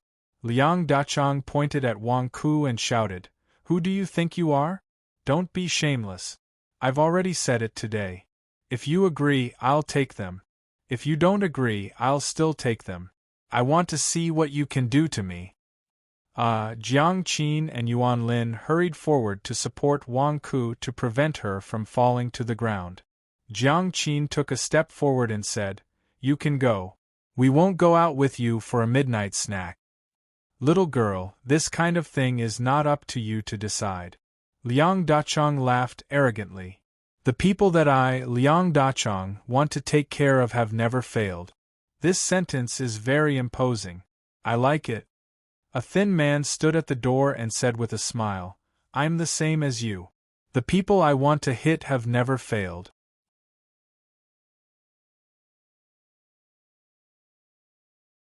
Chapter 491. Hearing that familiar voice, Jiang Qin was stunned for a moment. She thought that it was her illusion. Just like the countless previous experiences, she would hear Fang Yan's voice when she was in danger, she would hear Fang Yan's voice when she was tired from playing the piano, she would hear Fang Yan's voice when she was shopping alone while drinking tea, and she would hear Fang Yan's voice when she woke up from her dreams. Could it be the same as those mistakes, another beautiful illusion? Jiang Qin and Yuan Lin looked over with a puzzled expression. When they found that the thin man standing at the door was indeed the Fang Yan that they were thinking about, their faces immediately bloomed with a moving smile. Mr. Fang came, Mr. Fang really came. Mr. Fang came to enjoy their concert. Mr. Fang listened to their singing and watched their performance. Mr. Fang knew about Jiang Qin's confession on stage and the deep-rooted longing. Mr. Fang, Jiang Qin was shy and happy at the same time. Her eyes were red as she shouted Fang Yan's name. Mr. Fang, you're here. Yuan Lin cried in surprise. Why didn't you tell us? We were worried that you didn't have time. Mr. Fang? Fang Yan? Wang Ke looked at Fang Yan seriously. He was a handsome man. However, good-looking men were a dime a dozen in the entertainment industry, so it was not unusual. However, Wang Ke did not dare to neglect this young man. He was not only the man that the two little devils, Jiang Qin and Yuan Lin, kept talking about, but also Miss Xia Tian's close friend. It was said that Miss Xia Tian would take the initiative to visit their home every year during the Spring Festival. Just based on the last point, she had to give him enough respect and enthusiasm. Wang Ke covered her cheek that was slapped by Liang Dachong and took the initiative to greet Fang Yan and said, Mr. Fang, I'm Wang Ke, the agent of Jiang Qin and Yuan Lin. These people suddenly broke in and said they wanted to take Jiang Qin and Yuan Lin to eat supper. I refused their rude request, but they still hit me. Hello, Miss Wang. Fang Yan greeted Wang Ke and said, Don't worry, they can't take anyone away. They can't leave. Perhaps it was because Fang Yan's words were too arrogant, or maybe it was because Fang Yan's expression was too serious when he said it. Liang Dachong and his companions laughed. Young Master Liang, did you hear that? He said we can't take anyone away, no one can leave, haha, it's so funny, they don't care about us at all. Young Master Liang, this person is very interesting, you can't kill him in one go, you have to keep him and play with him slowly. Who does he think he is? Teacher? Haha, no wonder the quality of students nowadays is getting worse, it's because of such a stupid teacher. Fu Lei didn't laugh, he looked at Fang Yan strangely, guessing what relationship he had with the legendary man. Isn't it funny? Fang Yan asked with a smile. It's too funny. Liang Dachong applauded and said, My brother said we can't kill you too early. That won't be fun. Your words have reminded me of something. Fang Yan walked toward Liang Dachong step by step and said, If the game is very fun, it's best not to clear it in one go. Otherwise, it's easy to feel down. The smile on Liang Dachong's face became cold, and he stared at Fang Yan with a gaze as vicious as a vulture. He knew what Fang Yan wanted to do, but he didn't care at all, because what Fang Yan wanted to do was also what he wanted to do. Without saying anything, the two bodyguards behind Liang Dachong surrounded Fang Yan from both sides. They were the ones who made a move against the security guards outside and got rid of all the people who were blocking the way. Who? The man in black on the left didn't say a word and punched at Fang Yan's left temple. The temple was an important point of the human body, but it was also the weak point of the human body. If it was important, it was weak. Fang Yan could sense the strength he used. If this punch was completely hit, it might cause the temple to explode, serious injuries, or even death. He wanted to kill Fang Yan, but Fang Yan didn't hold back. Fang Yan also punched. It was a punch later than his punch, and a punch lighter than his punch. It was also a punch that was even more casual than the one he had thrown. However, the punch arrived first. Fang Yan punched out and his fist fiercely hit the bridge of the black-clothed man's nose. Crack! The man in black's nose broke, and the bones in his face caved in. His body flew out, and blood sprayed in the air like a red fountain. At the same time that the man in black on the left flew out, the man in black on the right kicked at Fang Yan's crotch. This kid was even more vicious. He wanted to destroy the roots of Fang Yan's descendants. Bang! Fang Yan clamped his legs, and the foot that the man in black kicked over was sandwiched between his legs. The man in black exerted all his strength, but the foot didn't move as if it was inlaid. He couldn't move his lower body, and his upper body rushed toward Fang Yan. An uppercut went straight for Fang Yan's eyes.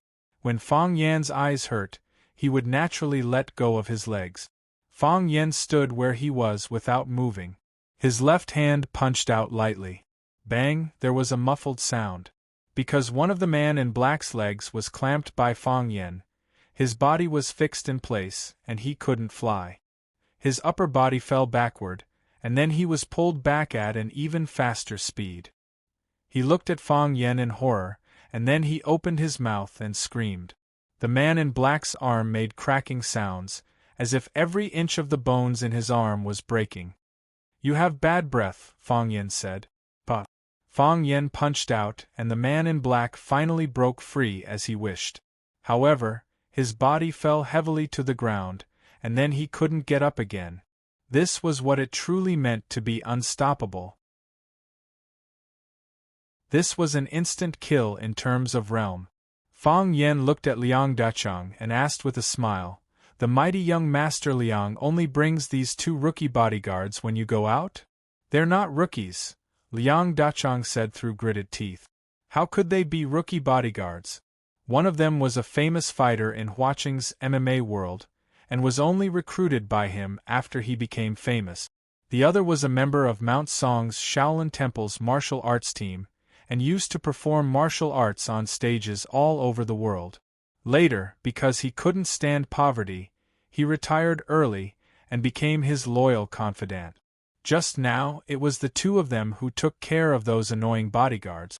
At that time, they were full of power and gave people endless confidence. How could they be defeated so easily now?" Fang Yan smiled and said, "These bodyguards aren't rookies. Looks like your definition of rookies is very special." Fang Yan walked toward Liang Dacheng again and said, "Do you have any other rookie bodyguards? Or rather, do you have any bodyguards who aren't rookies? If there aren't any, I'm going to beat someone up. I just said, I've never failed to beat someone up I wanted to. You won't disappoint me, right?" Liang Dacheng stared at Fang Yan fiercely and said, "Brat, do you know who I am?" "I know. Liang Dacheng. A bastard who's willing to be a pimp in order to please his master." Fang Yan said aloud, "Only people who beat people up need to announce their name. People who get beaten up don't need to let everyone in the world know who they are, right? I don't care who you are. If you dare to touch a hair on me, I promise I'll let your corpse lie on the street." "Really? So I'm dead for sure?" Fang Yan pointed at the gauze wrapped around Liang Dacheng's forehead, and said, "I threw that piece of wood. How do you feel now?" "So it's you!" Liang Dacheng's anger soared again, and he pointed at Fang Yan and scolded. "I said, I'll make you wish you were dead. Pa!" Fang Yan slapped Liang Dacheng's face and asked, "Is this the feeling of living worse than death that you said?" Arasima's concert was over, so Fang Yan didn't have to worry about bringing adverse effects to them. Fang Yan was already furious, and now he witnessed them running to the backstage locker room to snatch people. How could he be merciful? Fang Yan did use a lot of strength in this slap. Liang Dacheng only felt a buzzing sound in his ears, and his mouth, nose, and ears were all bleeding, but his mind was blank, and he couldn't hear what Fang Yan said. Mr. Fong, Wang Ku was shocked. Although she had Xia Tian's support, she wasn't afraid of anyone's provocation.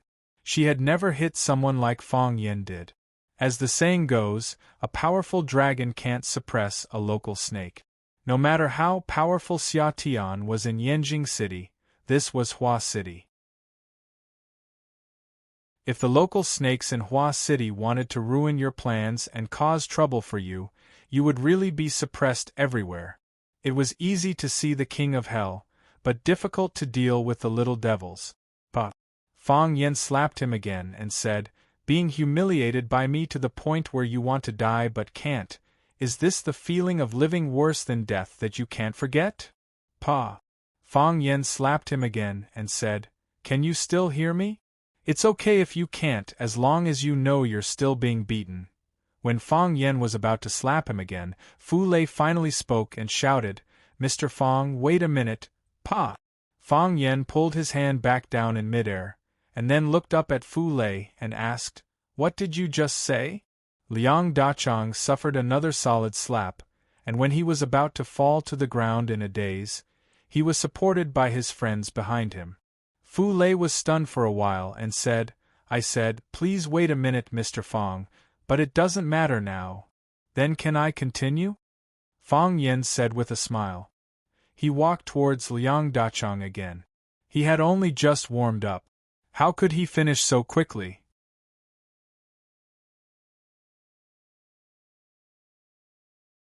Chapter 492. Wait, wait, wait. Fu Lei repeatedly shouted for him to stop. He stood in front of Fong Yen to prevent Fong Yen from beating Liang Dachang, who had lost his ability to speak, and said, "Mr. Fong is Teacher Fong Yen?" Fong Yen was almost amused by this kid. He looked at Fu Lei and said, "This is a very unique way of chatting up people. Yes, I am Fong Yen, I used to be a teacher, but now I am a security guard." Fu Lei did not laugh, but looked at Fong Yen with a more serious expression and said, "Mr. Fong and young Master Jiang are old friends?" "Young Master Jiang? Are you talking about that idiot Jiang Junling?" Fong Yen asked with a sneer. He didn't like people saying that he and Jiang Junling were old friends. It made it seem like he had absorbed a lot of light just by being with him. As soon as this remark came out, countless people present gasped. They didn't know who Fong Yen was, but it was impossible for them not to know who Jiang Junling was. A son should be like Jiang Junling, and an adopted son must be like Qin Etian. These words were too loud and too intimidating. Whether they had entered that level, come into contact with the characters of that realm or the two protagonists of this sentence, it did not affect their worship and fear of these two characters. What kind of person was Jiang Junling? They knew very well in their hearts. What kind of person was Qin Etian? They also knew very well in their hearts. Their circle of friends was loose and hierarchical. It was difficult for a millionaire's friend to be a billionaire. In the same way, it was difficult for them to be friends with people in the circle of Jiang Junling and Qin Etian. From their standpoint, they did not dare to offend those two legendary figures. However, this guy who was called Little Teacher by the Arasima group actually said, "Jiang Junling, that idiot." Just based on this sentence alone, if he didn't have enough strength to protect himself, maybe they could go to the Pearl River to retrieve his body tomorrow morning. However, he said it out loud, and his face was full of disdain, as if it was shameful to be associated with someone like Jiang Junling. If they were to say that this fellow was just some subject teacher from a school in Huaqing who relied on his looks to deceive girls, they would never believe it. But who was this man? He had never heard of a wealthy family with the surname Fong in Huaqing. There were no wealthy families with the surname Fong in the capital either. Fu Lei's expression changed drastically, as if he had heard something inconceivable. Very quickly, his expression returned to normal.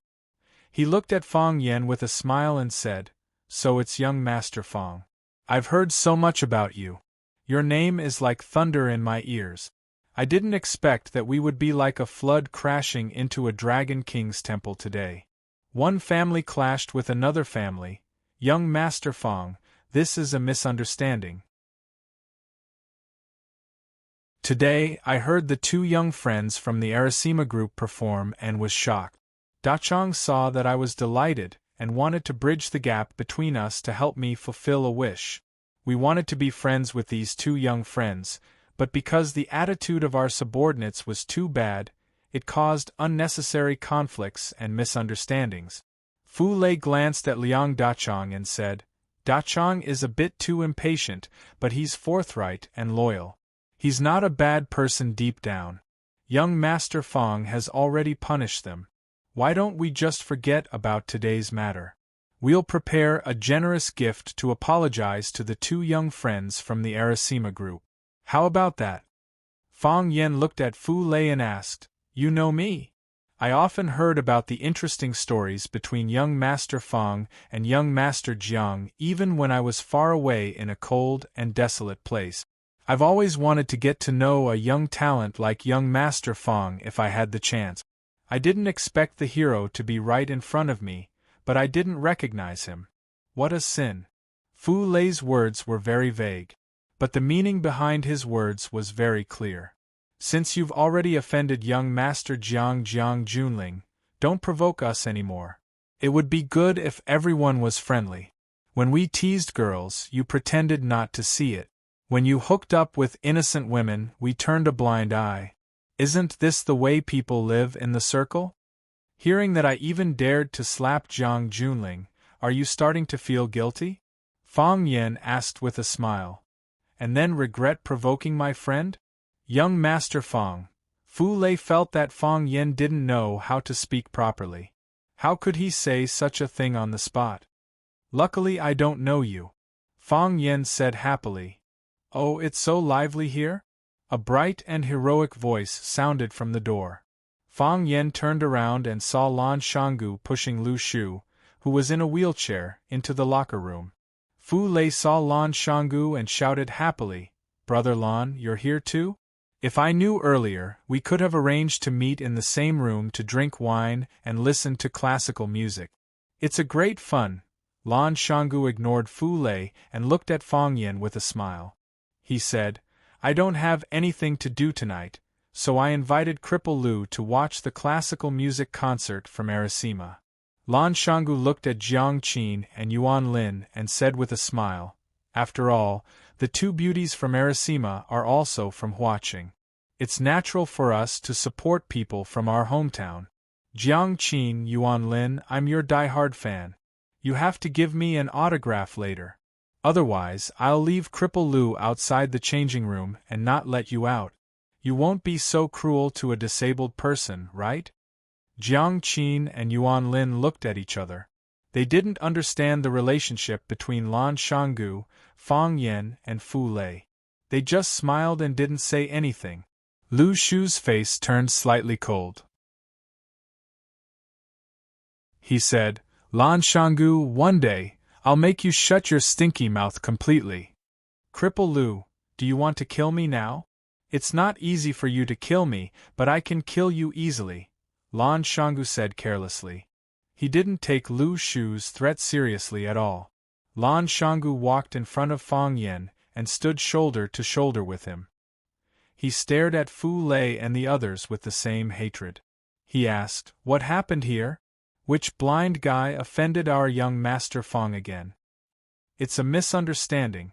It's really a misunderstanding. Brother Lan, please explain to young Master Fong that we just want to make friends with the two girls from Arasima. We don't have any other intentions." Fu Lei didn't expect Lan Shanggu to also come to this concert. But this was also good. The Fu clan and the Lan clan had some relationship, and the two clans often had business dealings. With a heavyweight like Lan Shanggu helping to slow things down, presumably Fong Yen wouldn't dare to kill them again. As for Liang Dachang, this kind of guy with bad character, he should just treat this beating as a lesson. Why did he talk to me about Arasima for no reason? Now that he brought trouble to my doorstep, I'm already being kind by not letting him bear the responsibility. Lan Shanggu sneered and said, "Fu Lei, do you think I don't know your tricks? If you're wrong, you're wrong. If you're wrong, you have to admit it. It's one thing to do something wrong, but you still have to bear the responsibility after doing something wrong. If you should apologize, you have to apologize. If you should compensate for the loss, you have to compensate for the loss. Lan Shanggu naturally had the intention of interceding on Fu Lei's behalf. He wanted Fu Lei to apologize and compensate for the loss. These were just some insignificant punishment, because he knew very well that if Fang Yen took action, things naturally wouldn't be so easy to solve. Lu Shu sneered and said, "Using young Master Fang's matter as a gift, Lan Shanggu, you really have a good plan." Fang Yen glanced at Lan Shanggu and said, "No. Things shouldn't be handled like this." Fang Yen pointed at Fu Lei and said, "Just now in the VIP room on the second floor, he and Liang Dechang were discussing how to get the two girls from Arasima. I'm too embarrassed to repeat those obscene words." Jiang Qin and Yuan Lin looked at each other, and their faces were smeared with a layer of red. They knew what those obscene words Fang Yen said were referring to. Although they had the protection of Xia Tian, they rarely encountered situations where they were bullied. But occasionally, some words that reached their ears would still make them extremely angry. But this was the ecology of the entertainment circle. Even Xia Tian couldn't change the rules and purify the environment. He could only ensure that the people around him wouldn't be assimilated. I had already punished them at that time. I didn't expect them to be so daring that they forcefully ran into the room after the concert to snatch people. Fang Yen pointed at Jiang Qin and Yuan Lin and said, "Unfortunately, the Mr. Fang they were talking about on stage was me. They were both my students." "Young master, what do you mean?" The smile on Lan Shanggu's face disappeared. He looked at Fang Yen with a serious expression and asked aloud. Fang Yen walked towards Fu Lei step by step, and Fu Lei's body began to retreat. He had seen Fang Yan's skills and knew that he was far from being his opponent. He originally thought that those young masters who had been fawning over him would stand up and help him, but even when he retreated to the corner of the wall, he didn't touch anyone's body. Those guys had already retreated to the sides.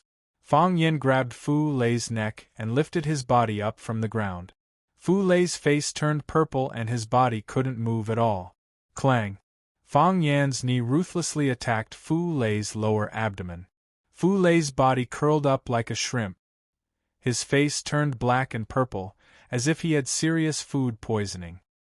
His mouth couldn't speak, but a large amount of food and liquid flowed out from the corner of his mouth. Fang Yen was worried that the compound would flow to the back of his hand, so he threw Fu Lei's body on the ground with some disdain. Then, he kicked over and over again. Bang! Bang! Bang!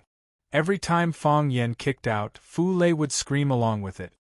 His body curled up on the ground, his hands tightly hugging the important parts of his head. He looked even more miserable than a beggar. Every time Fang Yen kicked out, the bodies of the young masters of Hua City, who were watching from the side, would also tremble. The person lying on the ground was the young master Fu Lei, whom they had been trying their best to fawn over.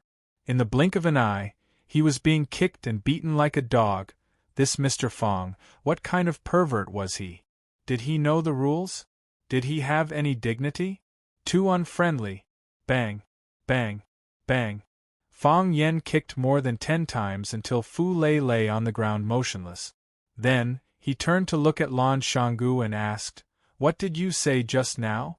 What is the relationship between you, friends?"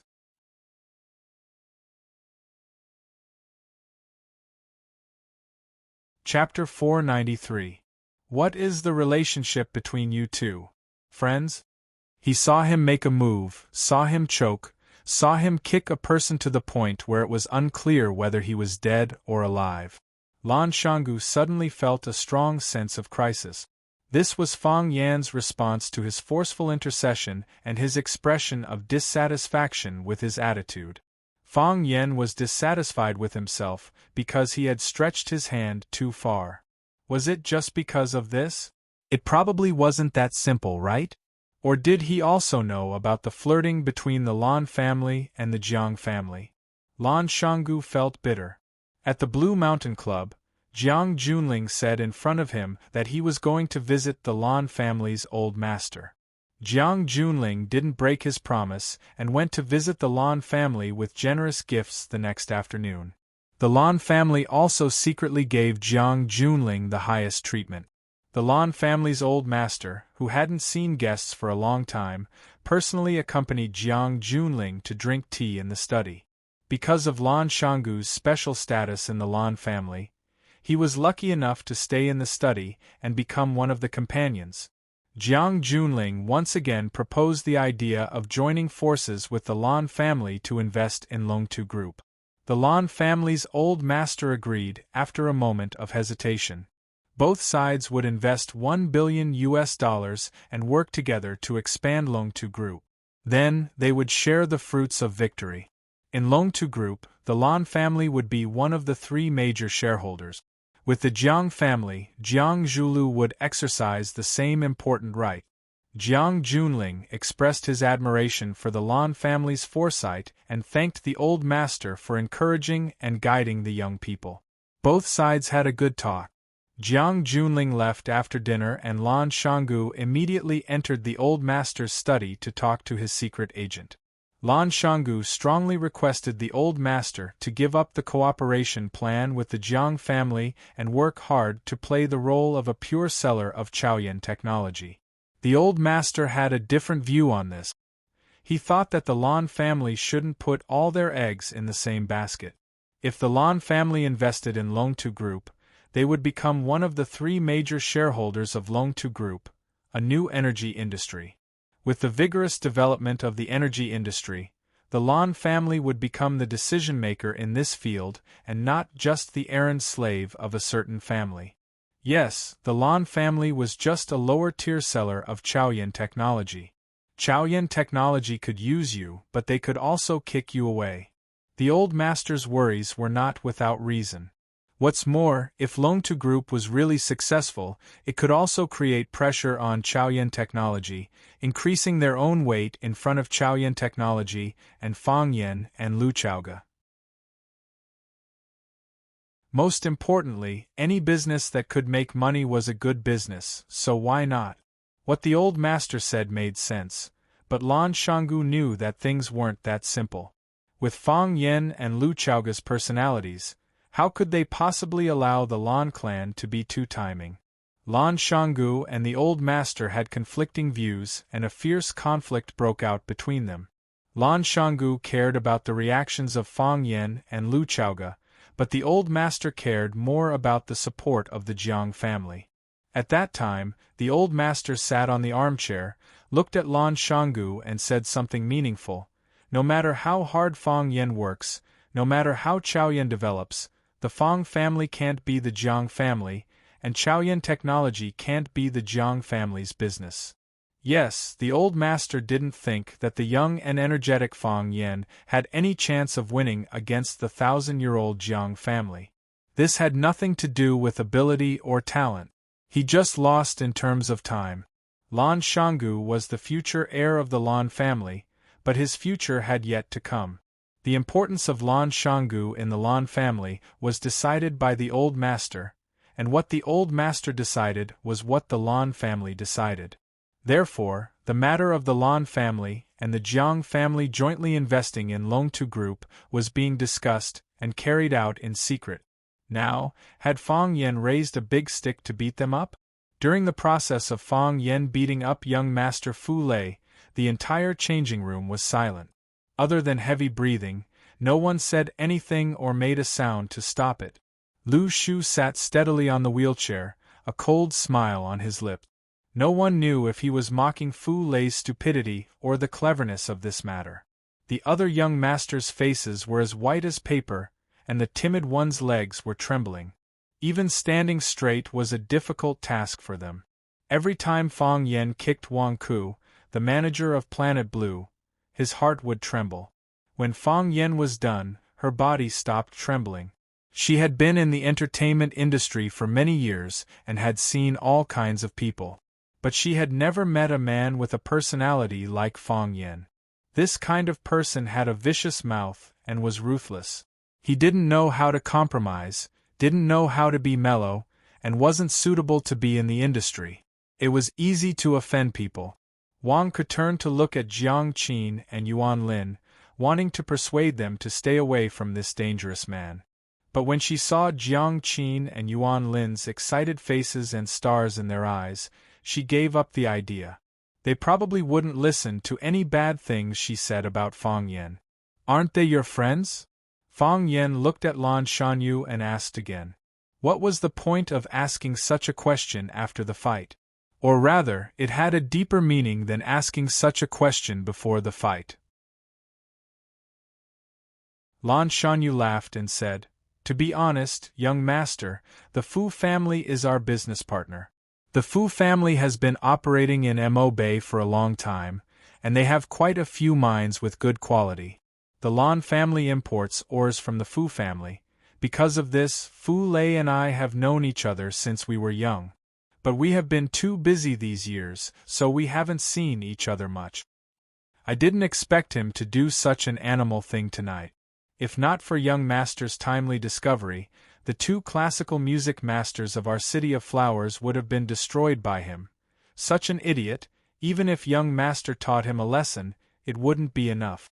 When I go back, I will definitely call Uncle Fu and ask him to teach Fu Lei a lesson.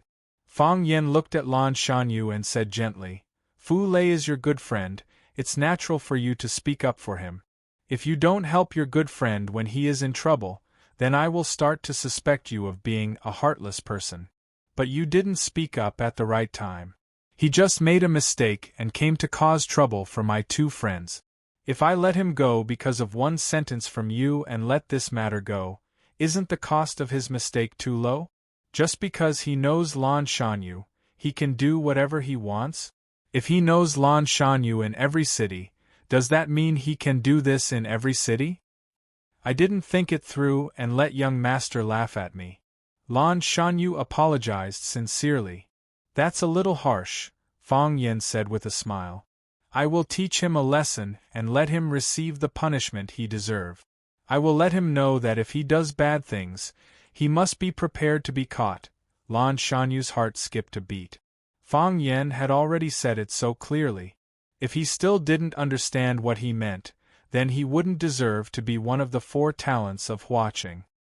A prodigal who repents is more valuable than gold. All mistakes can be corrected, Lan Shanyu said in a low voice. I believe Fu Lei already understands this. Not only did Fu Lei understand, but he also understood.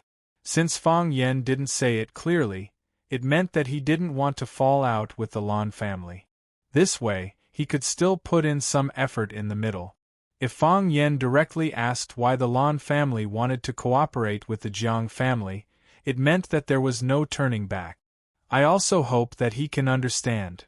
Fang Yan nodded, then said self-deprecatingly, After being a teacher for a year, I've developed a bad habit of educating people. That's not good. How is this educating people? Young master's words are priceless advice. Those without connections won't have the chance to learn, Lan Shanyu said fawningly. Those who understand will think it's priceless advice. Those who don't understand will think it's full of nonsense.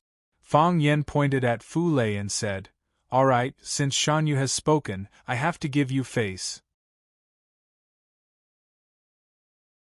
I won't break his arms and legs, but I won't destroy his life. Take him away. Thank you, young master, Lan Shanyu said with a smile. He waved his hand, and 2 black-clothed men immediately rushed over from behind, picked up Fu Lei from the ground, and walked out. Lan Shanyu looked at Fang Yan and said, Young master, I won't disturb you anymore. Go do what you need to do, Fang Yan said with a smile. Lan Shanyu was still in the mood to greet Jiang Qin and Yuan Lin and said, Jiang Qin, Yuan Lin, you guys owe me an autograph. I'll remember this. I won't forget, Yuan Lin said with a smile. Lan Shanyu walked in front of the willow tree and said, Cripple, are you coming with me? The willow tree chuckled and said, The exciting show is over, what's the point of staying? Go, of course I'm leaving. Thus, Lan Shanyu pushed the willow tree and left. The other young masters supported Liang Dachong and followed closely behind. Everyone was very careful when passing by Fang Yen, afraid that they would accidentally anger Fang Yen, and then they would become Liang Dachong or Fu Lei. This guy was really ruthless. When everyone had left, Wang Ke looked at Fang Yen with a smile and said, "Mr. Fang, thank you for helping us out. If you hadn't appeared in time, I really don't know what would have happened. You see, it's already very late, and Jiang Qin and Yuan Lin have been busy for the whole night. Why don't we let these two girls go back to the hotel to rest?" Fang Yen felt that what Wang Ke said was very reasonable and was about to nod in agreement when Jiang Qin and Yuan Lin ran over and hugged Fang Yen's arms. Jiang Qin looked at Fang Yen with a sweet smile and said, "Mr. Fang, I'm not tired. I'll go with you wherever you go." Yuan Lin also said with a smile, "I really want to eat watching seafood barbecue. Why don't we treat Mr. Fang to something?" Wang Ke's face was full of helplessness and said, "Then I'll arrange for the driver to send you there."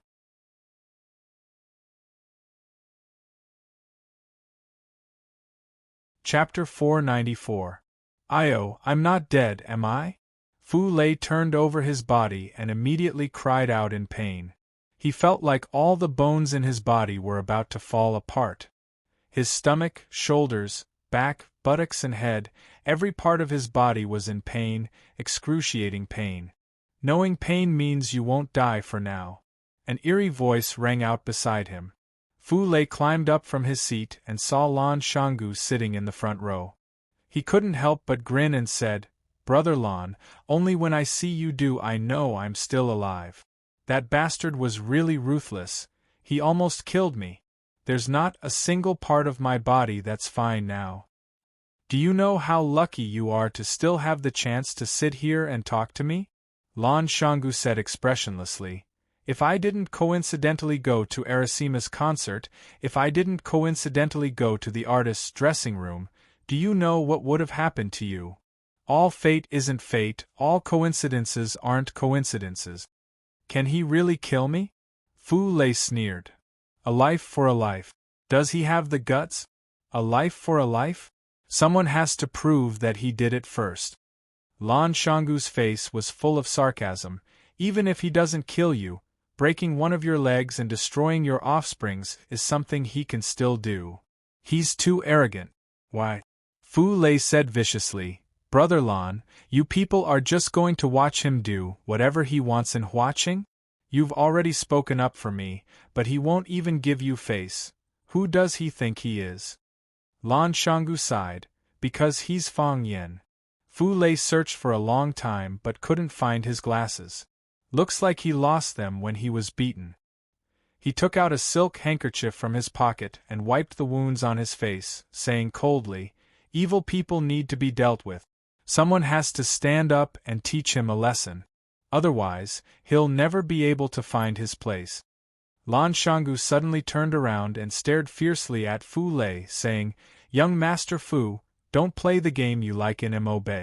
Huaqing has its own rules. Are you scared? Even Jiang Junling couldn't do anything to him. Who do you think you are?" Lan Shangu said with a serious expression, "Furthermore, he is far more dangerous than you can imagine. If you really want to deal with him, then get out of my car immediately. The Lan family will cut off all business with the Fu family. Of course, after you get out of the car, I will give him a call and kindly remind him to be careful of your revenge." Fu Lei's expression flickered for a moment before he burst into laughter. He covered his throbbing cheek and said, "I'm just joking. Why is Brother Lan so serious?" "Don't joke with me about such things," Lan Shangu said with a smile. Fu Lei looked at Lanshan Valley and asked, "You really can't move?" "We really can't move," Lan Shangu said firmly. "This kid is really ruthless." Fu Lei sighed.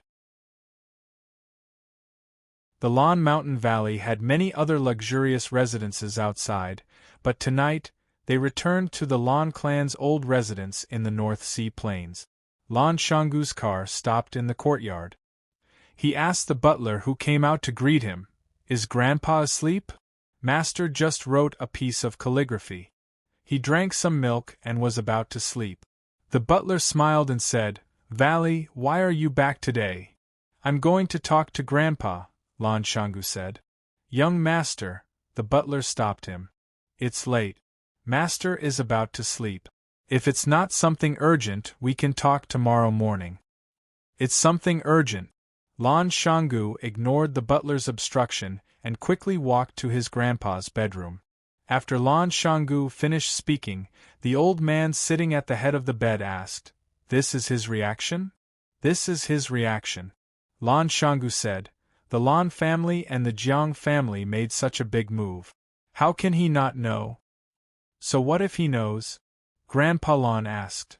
Could it be that Fang Yen is so impressive that he only allows the Lan clan to follow behind him and wag our tails and beg for mercy, but we can't run other businesses? Grandpa, it's not that we can't run other businesses. It's just that we don't need to run the energy business anymore.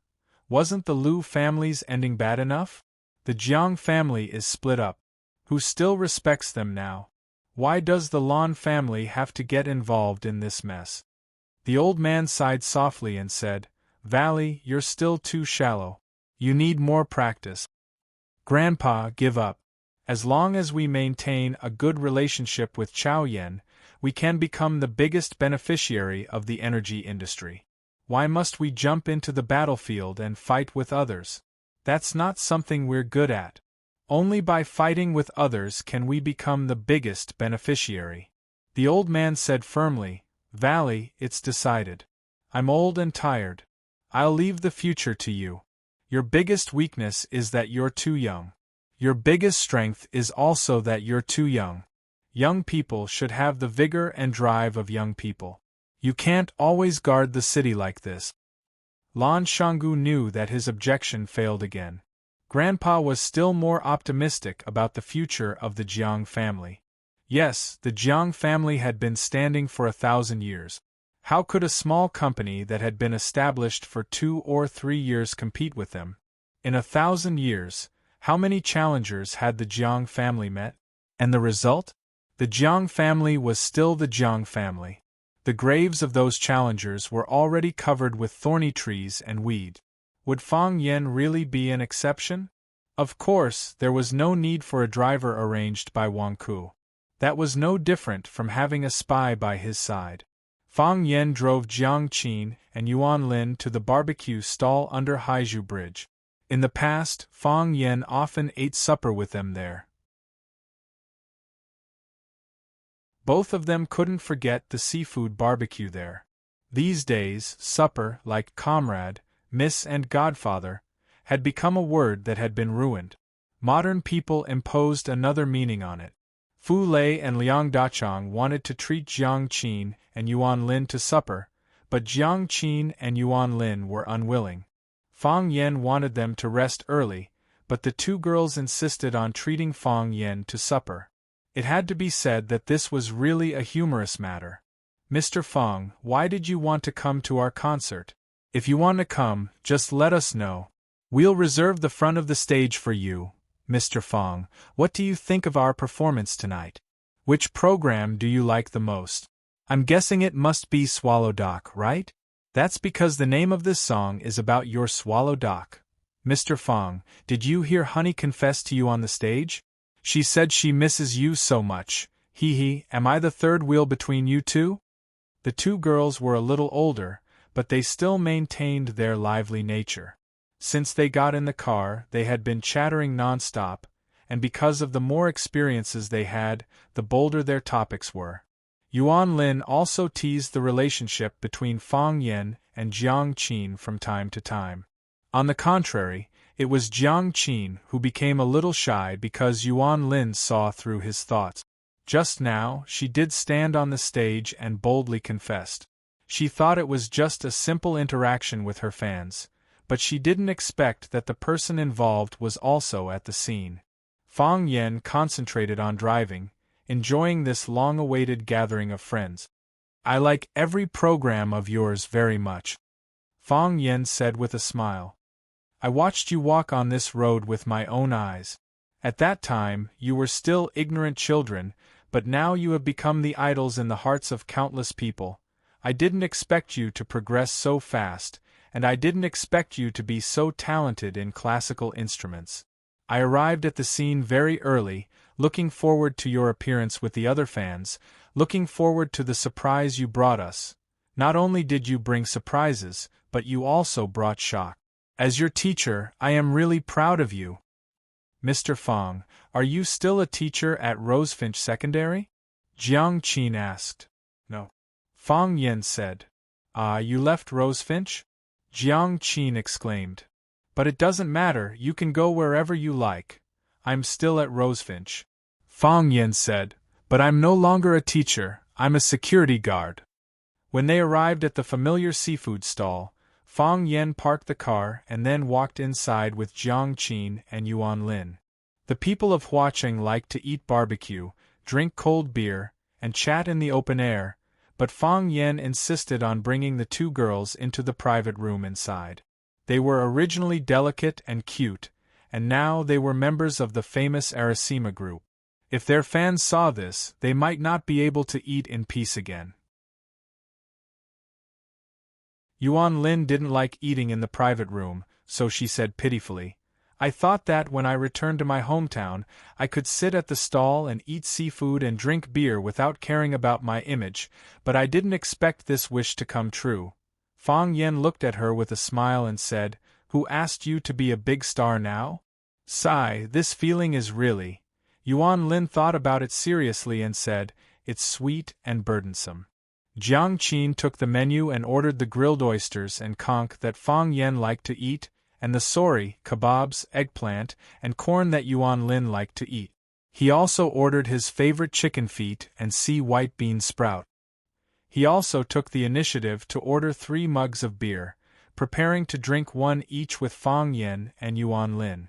Jiang Qin handed the menu to the waiter, then sat at the side and quietly looked at Fong Yen. Fong Yen turned his face towards her, and she immediately blushed and moved her face to the side. Yuan Lin burst out laughing, then looked at Fong Yen and asked, Mr. Fong, now that Qin and I have to call you teacher, if you marry Qin in the future, will I have to call Qin master's wife? Yuan Lin, watch me tear your mouth. Jiang Qin was extremely shy, and she pounced over to grab Yuan Lin's little mouth. Yuan Lin hurriedly jumped up to dodge, and played hide-and-seek with Jiang Qin along the table. She said, If you don't want to, then I'll marry Mr. Fong, and you have to call me master's wife. Fong Yen felt that he couldn't sit still anymore. How could she bully an honest person like this?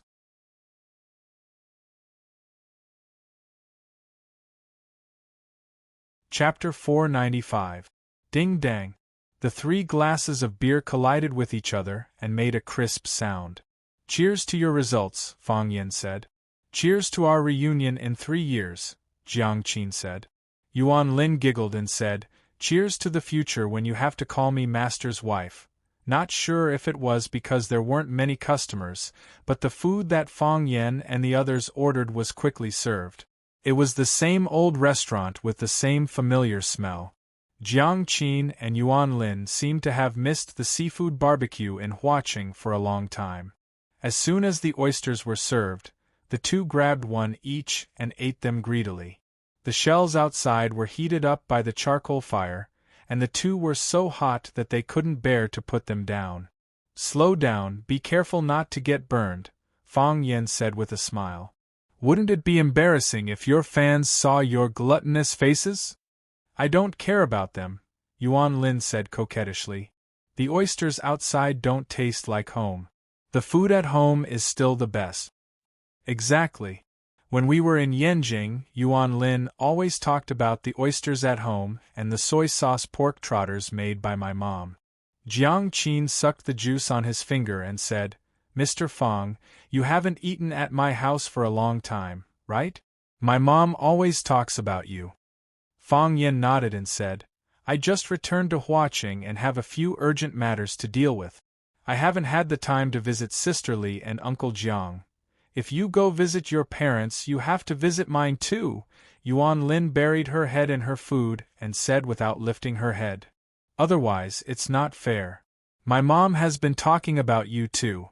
Every time you call me, you'll ask me how your teacher Fong is doing. If he has time, ask him to come over and have a meal or something. Teacher Fong, aren't you embarrassed to say no? That doesn't make sense, Fong Yen said with a puzzled expression. What's unreasonable? Yuan Lin asked. You're still so young, why would they worry that you won't be able to get married? Who's worried? My mother is not worried at all. Yuan Lin said proudly. There are many men who like me. Then why are they in such a hurry for me to visit them? Fong Yen asked with a smile. That's because you are our benefactor. At first, we wanted to study music, but our family didn't agree. Now that they see that we have achieved such outstanding results, they naturally want to thank you properly. Yuan Lin explained with a serious expression. Then, she looked at Fong Yen with a face full of joy and exclaimed, Mr. Fong, it feels great that you're willing to eat barbecue, drink beer, and chat with us. I don't want to either, Fong Yen said with a smile. You dragged me here by force. What could I do? If it can make you happy, we'll pull you out every day, Jiang Qin said. Mr. Fong, you don't know how annoying you used to be. Yuan Lin and I said 100 words to you, and you wouldn't respond to us. We said ours, and you thought of your own. You completely treated us like transparent people. Sorry, don't say sorry. Jiang Qin interrupted Fong Yan's words and said, As long as you're happy, we're willing to suffer any grievances. After eating and drinking their fill, they promised to meet again the next day. Jiang Qin and Yuan Lin finally agreed to let Fong Yen let them go back to the hotel to rest. They had been in high-intensity rehearsals for the past few days, and they had performed on stage for more than 2 hours tonight. Their physical strength had long been exhausted. The joy of seeing Fong Yen had supported them until now. As their stomachs were full, their brains began to lack oxygen, and it was difficult for them to keep their eyes open. Yuan Lin ran out to pay the bill. This little rich woman had always maintained a good habit of paying the bill first. Looking at the seafood sign above her head, Su Chi said with a smile, Teacher Kai, let's sit here.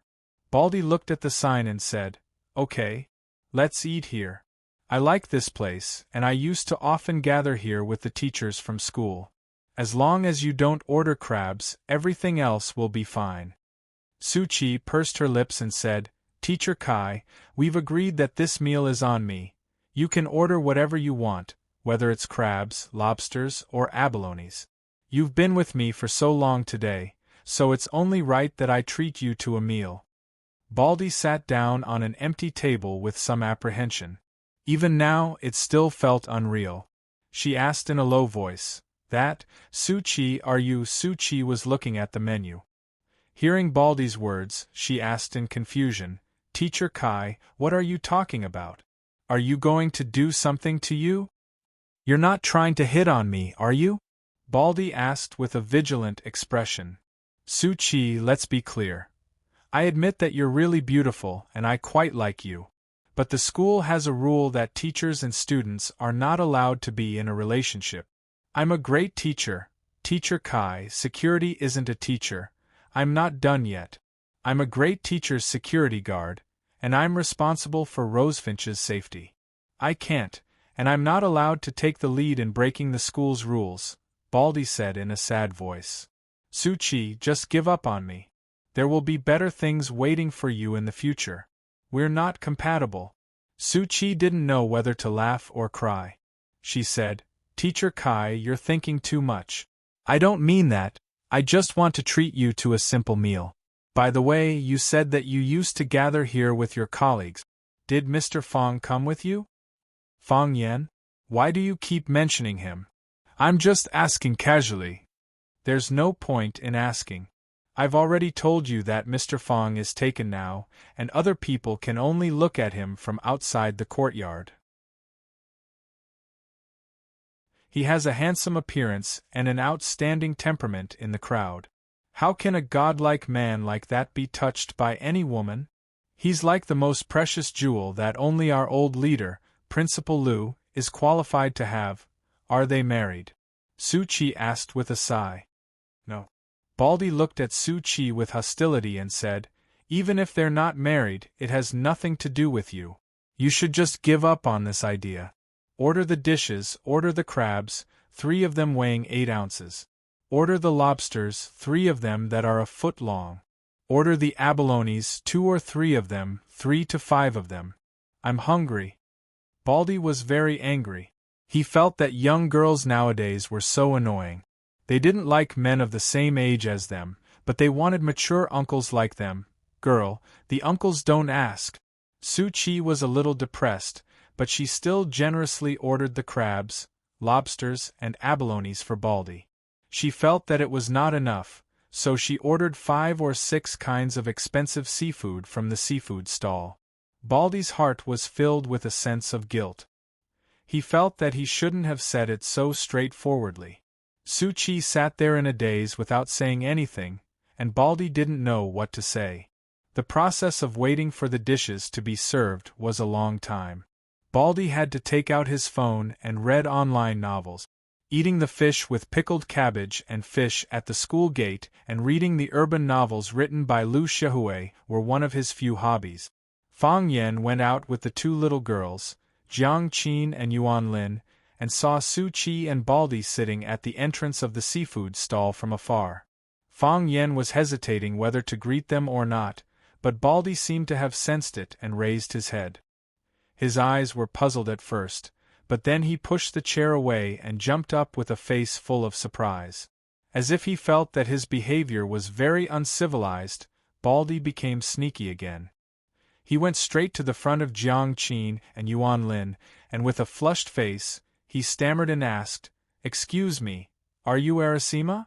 Jiang Qin and Yuan Lin were shocked. They thought, why did I meet a fan at this time? There were so many people eating at the food stall at the entrance. If I let him shout, wouldn't it alarm everyone? When Jiang Qin and Yuan Lin were hesitating whether to admit it or not, Fang Yan had already stood in front of Baldy and said, "Baldy, why are you here?" Baldy suddenly saw Fang Yan and exclaimed, "Mr. Fang, why are you here?" It seemed that this guy only had eyes for the Arasima group. He actually ignored his old friend, who was walking in the front. "Why can't I be here?" Fang Yan said angrily. "Why are you here?" Baldy said angrily. Seeing Jiang Qin and Yuan Lin following closely behind Fang Yan, Baldy became even angrier and said, "How can you be here? How can you be like this? I already said that I will come out to block those crazy bees and butterflies for you, and you go back to take care of Principal Liu. Everyone will work together for a better life in the future. But, why did you sneak out? And with such a beautiful girl, if you don't know how to love yourself, what's the point of my efforts?" Fang Yan hesitated whether he should knock this crazy guy out or not. Jiang Qin looked at Baldy with puzzled eyes and asked, "Mr. Fang, is this your friend?" "My school colleague," Fang Yan said. "Also a friend." Baldy's expression changed very quickly. He looked at Jiang Qin with a face full of smiles and said, "Miss Jiang Qin, nice to meet you. I'm Mr. Fang Yan's colleague, and also his best friend." "Nice to meet you." Jiang Qin took the initiative to shake Baldy's hand. Baldy's face suddenly turned red. He wiped his palm on his clothes again and again before carefully shaking Jiang Qin's hand. He said excitedly, "Miss Jiang Qin, nice to meet you too. You're even prettier than in reality. Am I not in reality right now?" Jiang Qin asked slyly. "I'm talking about reality." "No, I'm talking about TV." Yuan Lin also shook hands with Baldy. Baldy was so happy that he didn't even know he was Baldy. Su Chi walked over and saw the Arasima group that was very close to Fang Yan. Su Chi looked at Fang Yan and asked, "Mr. Fang, the person you said is braver than me, is it one of them?"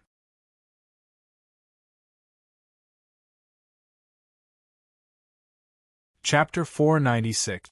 Fang Yan didn't expect to meet Baldy, nor did he expect Baldy to be with Su Chi. Moreover, the two of them would go to the food stall for supper. The scene of the two of them standing together was so beautiful that Fang Yen couldn't imagine it. Hearing Su Qi's question, Fang Yen raised his eyebrows slightly, smiled at Su Qi, and said indifferently, "It's not them." Su Qi was stunned for a moment. Not them? If it's not them, then who is it? Even Jiang Qin and Yuan Lin of the Arasima group weren't the woman who could make his heart palpitate. Then, what kind of woman could occupy such an important position? Su Qi was really curious but also really unwilling. What kind of man is this? She felt that he was different from the first time they met. His appearance was handsome, but his temperament was deep. For such a young man to have such a calm temperament, it was indeed a very strange thing. His eyes were very clean, but there was endless anger hidden in the depths of his eyes. He was like a child who was wronged, but didn't know who to vent his anger to. His gentle and elegant side was like the sea, making people involuntarily drown in it. His ruthless and cold side was like a flame, burning fiercely, making people aware of the danger, but couldn't help but want to turn into a moth and fly away. She originally thought that he was just an ordinary person with charm, but now she found out that he had a close relationship with the Arasima group. Such a person was only a security guard at Rosefinch Secondary. Wasn't this the most absurd thing in the world? While Su Qi and Fang Yen were talking, Jiang Qin and Yuan Lin were also looking at Su Qi. She was a very beautiful girl, just like herself when she was young. Moreover, this girl had an air of nobility about her, and it was obvious that she wasn't born in an ordinary family. Yuan Lin was an expert in this area. She could easily tell from the stitches of the girl's skirt, the fabric of the shoes, and the style of the bag she carried with her, that this girl's outfit was worth at least 100,000 Huaxia dollars. The two women looked at each other with a tacit understanding that they were on each other's side. Hearing the strange conversation between Fang Yen and Su Qi, Yuan Lin asked, "Mr. Fang, what are you talking about?" "Speaking of an old friend," Fang Yen said with a smile. "Is that so? Do we know each other?" asked Yuan Lin. Fang Yen nodded. Jiang Qin and Yuan Lin had met Qin Etian before. "Is it Sister Qin?" Jiang Qin was smart and immediately understood who the girl was. Su Qi had used adjectives like braver than her. Qin Etian was undoubtedly the bravest girl they had ever met. "Oh, Sister Yi is also very brave." Fang Yen didn't answer Jiang Qin's question. Instead, he looked at Su Qi and said, "You haven't eaten yet, right? We'll go first. You should go back and rest early after eating." Then, he said to Baldy, "Baldy, you must ensure Su Qi's safety." After saying that, he walked toward the parking lot. "Wait a minute," shouted Baldy angrily. Fang Yen turned around and looked at Baldy, asking, "Is there anything else?" Baldy's face was flushed. He walked to Jiang Qin and Yuan Lin and asked in a low voice, "Excuse me, can I take a picture with you?" Jiang Qin and Yuan Lin nodded. So, Jiang Qin and Yuan Lin, one on the left and one on the right, accompanied Baldy to take a picture. Because Baldy was too shy, he bowed his head and was too embarrassed to look at the camera when taking the picture. This picture made Baldy look too wretched, like a robber who was arrested by two beautiful policewomen. Fang Yen left with Jiang Qin and Yuan Lin, leaving Su Qi in deep thought. "That Sister Qin, what kind of person is she?" Su Qi asked. "She's not a person." Baldy was still immersed in the glory of taking a picture with his idol. He said casually, "She's a goddess." As usual, Fang Yen woke up at 6 in the morning. When he opened the window and was about to change into his exercise clothes to go to the backyard, he saw a black Mercedes-Benz parked in front of the villa. A cold sneer appeared at the corner of Fang Yan's mouth, then he quietly walked downstairs. At this time, Lu Chaoga hadn't woken up yet. He didn't want to disturb her rest. Fang Yen walked to the window of the Mercedes-Benz and looked inside. Then, he gently knocked on the window. The window quickly opened. Lan Shanggu, who had just woken up from his sleep, rubbed his eyes and said embarrassedly, "Young Master Fong, I'm sorry, I fell asleep while waiting. When did you get here?" Fong Yen asked. "Last night." Lan Shanggu opened the door and got out of the car. The bones in his body were cracking. He had maintained the same posture in the car for far too long. "Come in and have a cup of coffee," Fong Yen said. Fong Yen personally brewed a pot of coffee. He carried it to the living room and poured a cup for Lan Shanggu. Lan Shanggu quickly thanked him. Fong Yen held a cup and smelled the rich aroma of the coffee. He asked, "You didn't come to see me last night just to get a cup of coffee, did you?" The coffee had a rich aroma, but when it entered his mouth, there was a strong, astringent bitterness. The coffee was bitter, but Lan Shanggu's heart was even more bitter. Lan Shanggu looked at Fong Yen with a serious expression and said, "Young master, I'm here to apologize to you." "Apologize? Is it because of helping Fu Lei?" "That's already in the past, you didn't do anything wrong," Fong Yen said. "Young master, it's something else," Lan Shanggu said. "The Lan clan is preparing to invest in Longtu together with the Jiang clan, increasing their investment in Longtu Group. So, my portion of the shares will be diluted? Unless I also invest, otherwise, I won't have much say in Longtu, is that right?" "Yes," Lan Shanggu said honestly. "This is a good thing for the Lan clan." Fong Yen looked at Lan Shanggu thoughtfully and said, "Everyone knows that the energy industry will be booming, but the threshold for this field is too high. Normal people can't get in. If the Lan clan can accept this admission ticket from the Jiang clan, it will be a huge boost to the Lan clan's future development. The Jiang clan is really generous to the Lan clan.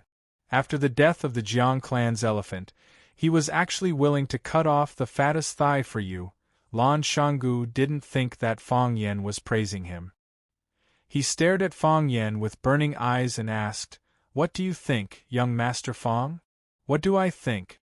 Fong Yen squinted his eyes and smiled. "What opinion can I have? I'm an outsider. I don't have the right to decide the Lan clan's matters. If that's the case, you'll have to blame me for not being sensible." "I know what to do," Lan Shanggu said with a heavy voice, as if he had made a huge decision. Fong Yen patted Lan Shanggu's shoulder and smiled. "Have some coffee. My cooking is not bad. I won't disappoint you." Lan Shanggu took a sip and smiled. "Young Master Fong never disappoints us." The news that Lan Shanggu wanted to separate from the Lan clan quickly spread throughout Huaqing. "He's a madman. A complete and utter madman. Is he King crazy? The Lan clan was originally his, the future successor of the Lan clan. Who is he going to separate from? Split his own clan? What is Lan Shanggu trying to do? What is the Lan clan trying to do? I don't understand, I really don't understand. Lan Shanggu looks like a madman, but he's actually a madman. Madmen are the scariest. The Lan clan's old mansion. All the important figures of the Lan clan gathered together. Other than third uncle who was far away in Beijing and fifth uncle and fifth aunt who were far away in America, this was the most complete gathering of the clan. Bang! Old Master Lan gently placed the teacup in his hand on the table. Although his movements were very gentle, it still seemed too loud and clear when everyone was even breathing cautiously. Old Master Lan looked at Lan Shanggu, who was kneeling in the middle of the central room, and asked in a hoarse voice, "Have you decided?" "No decision.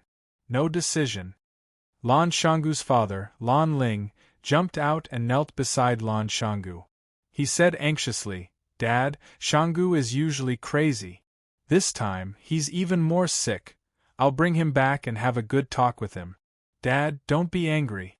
If you're not happy, just beat him up and scold him. Let him have a taste of our Lan clan's family rules. That's enough." Old Master Lan waved his hand and said impatiently, "I'm asking about Shanggu. What are you doing here? Is Shanggu still a child?" "Dad, Shanggu is a child, bastard." Old Master Lan was angry. "If he's a child, will the future of the Lan clan be in his hands? If he's a child, will the lives of the entire family be his toys?" When everyone supported him in the past, why didn't you say that he was a child? Dad, don't try to persuade me. I've already made up my mind. Lan Shangu raised his head and said loudly, I'm leaving the Lan clan. What are your conditions? Let me take Dashan Trade away, Lan Shangu said. Dashan Trade was founded by Lan Shangu. Previously, it was under the name of the Lan Clans Corporation. However, Lan Shangu held a large number of shares and was also the legal representative of the trading company. Lan Shangu and Chaoyan Technology, which was represented by Lu Chaoga, were working together. Dashan Trade was helping Chaoyan Technology's Little Flame products to be the sellers. Anything else? Nothing else, Lan Shangu said. Wow, everyone was in an uproar. The Lan clan was huge and had a few listed companies under their name. As one of the most important figures in the Lan clan, Lan Shangu's request to leave the clan was only for Dashan Trade. This made the other members of the Lan clan laugh so hard that they couldn't close their mouth. You think so highly of him? I'm willing to take a gamble. Old Master Lan pondered for a long time and said, I'll give Hua Mao to you as well. Thank you, Grandpa, Lan Shangu said gratefully. Old Master Lan waved his hand and said, Go to the ancestral hall and receive a beating, then get out. Lan Shangu didn't say anything else. He kowtowed to where Old Master Lan was sitting. When he raised his head, his forehead was dripping with blood. Old Master Lan was nowhere to be seen.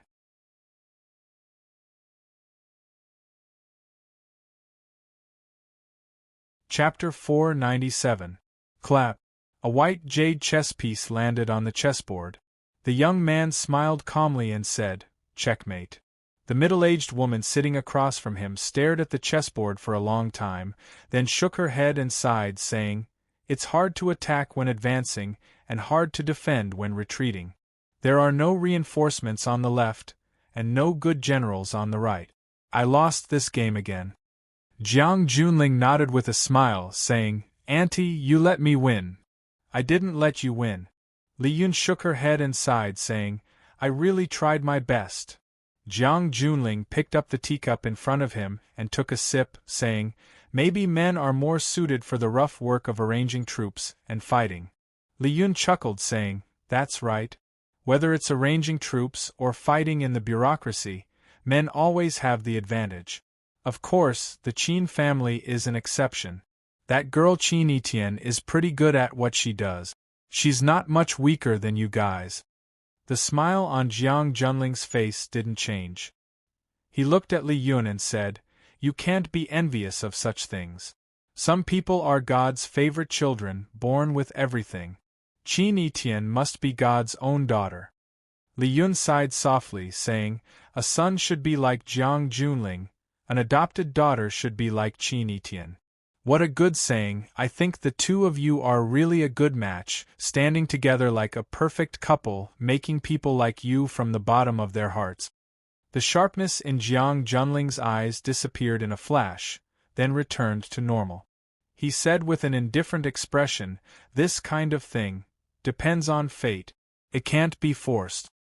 Military orders, not that I'm being nosy, but I think men should be more proactive in this kind of thing. Just like the saying goes, a son should be like Jiang Junling, and there is only one Jiang Junling in this world. An adopted daughter must be like Qin Etienne, and there is only one Qin Etienne in this world. If you don't take the initiative, there are countless young people who will. What are women most afraid of? What she was most afraid of was a stalker. What if, and I mean what if Etienne is snatched away by another man, how regretful would that be? Jiang Junling smiled and said, That's because we're not fated to be together yet. I can't blame anyone else. Sai, you are brave and resourceful in other matters, but you are too passive when it comes to matters of the heart. Why don't I go back to Yanjin a few days later and discuss it with Old Master, asking him to personally communicate with the Qin family? Looking at the Qin family's intentions, if the Qin family's Old Master made a move, this matter would be 40% successful. If you can get that woman to agree, then this matter will be 80% done. If you and Etion get along well, then wouldn't it be 100% done?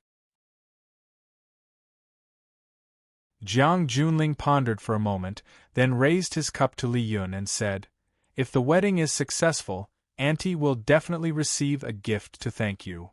Li Yun covered her mouth and giggled. "You're treating me like an outsider. I'm just concerned about my nephew's marriage. Don't tell me I'm going to accept gifts? Since you don't object, I'll start taking care of it when I return to Beijing. I'm definitely going to be the matchmaker." Jiang Junling nodded and said, "Okay. Auntie will go back and prepare first. I still need to stay in Huaqing for a few days." Li Yun looked at Jiang Junling with a guilty expression and said, "This time, the military order has been wronged." Jiang Junling smiled and said, "What's there to be wronged about? It's all for one's family." Li Yun sighed and said, "It's like playing chess. First you cut off your horse's leg, then you tie up your elephant's leg. How can you win this game? Feng Xing is stupid. He did such an outrageous thing and gave that Fang Yen a handle to threaten the military order and our family of generals. Otherwise, how could the military order be so passive? How could we agree to his greedy conditions? Don't worry about the gains and losses of one city and one land." Jiang Junling smiled and said, "Hasn't the new game just begun?" "Yes, the new game has just begun." Li Yun praised and said, "Pulling the Lan family into the game, this is an extremely ingenious move. Not only did it disintegrate the beneficial alliance that Lu Chaoga built in Huaqing with the Qin family as the main force and the Lan family as the auxiliary force, it also expanded a huge space for the Jiang family to move again. If the Lan family and them were on the same side, the Jiang family would be in a difficult situation in Huaqing. No matter how capable Jiang Zhulu is, he wouldn't be able to lead the rise of Longtu. It's already difficult to breathe. How can you talk about waving a knife and snatching a cake? However, things aren't going so smoothly. Jiang Junling's eyes became gloomy. Lan Mountain Valley actually did such a thing, it's indeed a bit unexpected. He's just a loach that likes to jump around. Li Yun sneered. Once he leaves the Lan family, he's nothing. I hope so, Jiang Junling said in a low voice. Fang Yen and I are just two chess players. We're busy placing the chess pieces on the chessboard. When the real day of victory arrives, I hope I'll be the final winner. Jiang Junling looked at the chessboard in front of him and said, "Just like just now." Li Yun looked at this confident man, her eyes sparkled and said, "I believe that you'll definitely be the final winner." "I'm ready," Jiang Junling said firmly, ready to welcome victory. The incident of Lan Mountain Valley leaving the Lan family was still fermenting in Huaqing, and it was getting more and more intense. Everyone thought that Lan Mountain Valley was crazy. If he wasn't crazy, why would he do such a crazy thing? Even the Lan family's internal members expressed their pity for Lan Mountain Valley's actions while happily scolding him for being an idiot. The most important thing in life is to make a choice. Before the result comes, who knows if it's right or wrong? When the outside world pushed Lan Mountain Valley to the teeth of the storm, Fang Yen was still living his simple and pure life. He woke up at 6 in the morning to exercise, took a shower and changed his clothes, and then prepared breakfast for himself and Lu Chaoga. Lu Chaoga was still resting at home. Fang Yen drove Lu Chaoga's car to the school for work. Fang Yen parked the car and was about to walk towards the school's security booth when the school's dean, Li Ziqiang, ran over and said while panting, "Mr. Fang, I saw Principal Lu's car from afar and thought it was the old leader who came to the school for an inspection. I didn't expect it to be you who drove the old leader's car to work. Is Principal Lu all right?" "She's fine," Fang Yen said with a smile. "I haven't seen the old leader for a while. I really miss her a little. Go back and help me ask when the old leader is free so that I can visit her." Li Ziqiang looked at Fang Yen expectantly and said. Fang Yen nodded and said, "I will pass the message to her. But she has been really busy recently. I'm afraid she won't be able to find time for a while." The wound on Lu Chaoga's palm had not completely healed, and the wound on her neck was still scarring. Before the wound on her hand had completely healed and the scar on her neck had not completely disappeared, she probably wouldn't be willing to see anyone, right? Whether it was a woman or a goddess, loving beauty was innate to them. Of course, they were still male gods, and loving beauty was also innate to them. Li Ziqiang naturally knew that Lu Chaoga was very busy now. The small fireball product was popular all over the country. As the creator of the small fireball, how could Lu Chaoga be idle? Sometimes Li Ziqiang would also reflect on himself. He wondered why he had been blinded by lard back then and kept going against Principal Lu. Back then, when everyone was rejecting and suppressing Lu Chaoga, he had resolutely stood on her side and become her loyal confidant. When she left, whether he continued to stay at the school or followed her to Chaoyan Technology, his life would have been more comfortable than it was now, right? I know Principal Lu is busy, but you must ask her to take care of herself, Li Ziqiang said with concern. I will pass on Director Li's concern, Fang Yin said. Li Ziqiang laughed heartily and said, Thank you, brother. We old buddies at the school are still waiting to attend your wedding with Principal Lu. When you guys are going to have a wedding, you must let us know in advance. I won't be at the table that day, I will stand at the door and be your guest usher. Fang Yin smiled and didn't explain much. Because more and more people knew that he and Lu Chaoga were living together, everyone thought that they were already a couple. As for the wedding banquet, wasn't it natural? Li Ziqiang patted Fang Yan's shoulder and said, Mr. Fang is busy, I'll go check on the students' military training. Children nowadays are getting more and more delicate. They feel that they have been wronged by a little scratch. Sigh, how can they bear it when they enter society in the future? Li Ziqiang walked toward the playground in the backyard of the school, and Fang Yan walked from the inside to the security booth. The two of them went in opposite directions.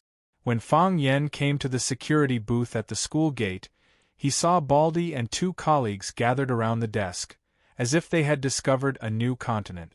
Seeing Fang Yan come in, everyone looked at him with envy.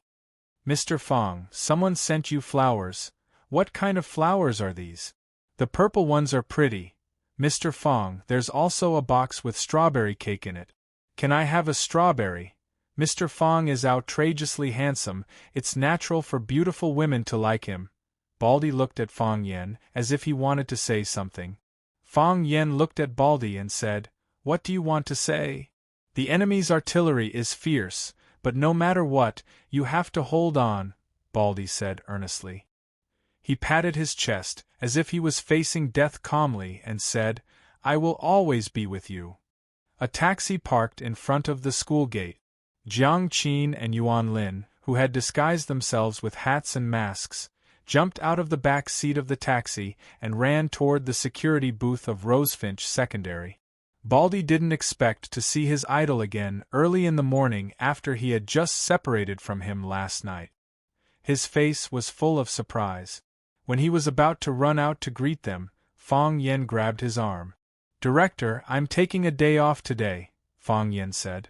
Then, he quickly walked over and pulled Jiang Qin and Yuan Lin into the school. These two girls, do they want me to be on the news?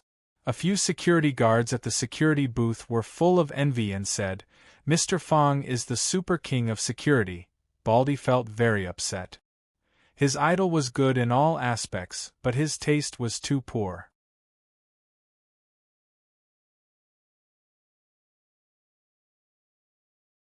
Chapter 498. Jiang Qin and Yuan Lin were very busy every day. The company had booked an afternoon flight for them, and they had to rush to another city in the evening to prepare for a new concert. This was their job and their responsibility. They went to bed too late after eating supper last night. They could have had a good rest at noon. The reason why they overcame the urge to sleep late and came to find Fang Yan early in the morning was that they wanted to spend more time with Mr. Fang. But only for a short while. Fang Yan knew that they were tired, so he didn't take them to walk too far to see any street attractions. He just wanted to find a remote and quiet tea house where they could sit together and drink tea and chat happily. It was an antique tea house called the Thousand Leaves Tea House. The reason why Fang Yen chose this tea house in this long alley at first glance and finally chose this tea house as the place to drink tea was because the name of this tea house made him feel very close. Qianyi. These two words represented a martial artist that was revered by others and a lady that was pitied by others. Heaven on earth, how are they doing now? Chiba Tea House, the name is quite interesting. Jiang Qin looked at the small wooden building and said, "The decoration is also very romantic. It's a bit Japanese style." Yuan Lin had a more accurate grasp of fashion. She looked at it carefully and said, "They mix the classical style of huaxia and the traditional Japanese tea ceremony culture together, so it doesn't feel out of place. The owner of this tea house is a person with taste. And the owner is a girl, otherwise there wouldn't be such a delicate decoration style." Fang Yen pushed open the wooden door of the tea house, and a beautiful girl in a white traditional Chinese dress greeted him. She asked with a smile, "Do you want a private room or a private room?" "Mr. Fang, do we want a private room?" Jiang Qin took off the sunglasses on the bridge of his nose and said with a smile, "The air outside is fresher. Let's sit near the window, smell the tea, and bask in the sun. It's so petty. This is the life I dreamed of when I was a child." Fang Yen smiled and said, "Okay.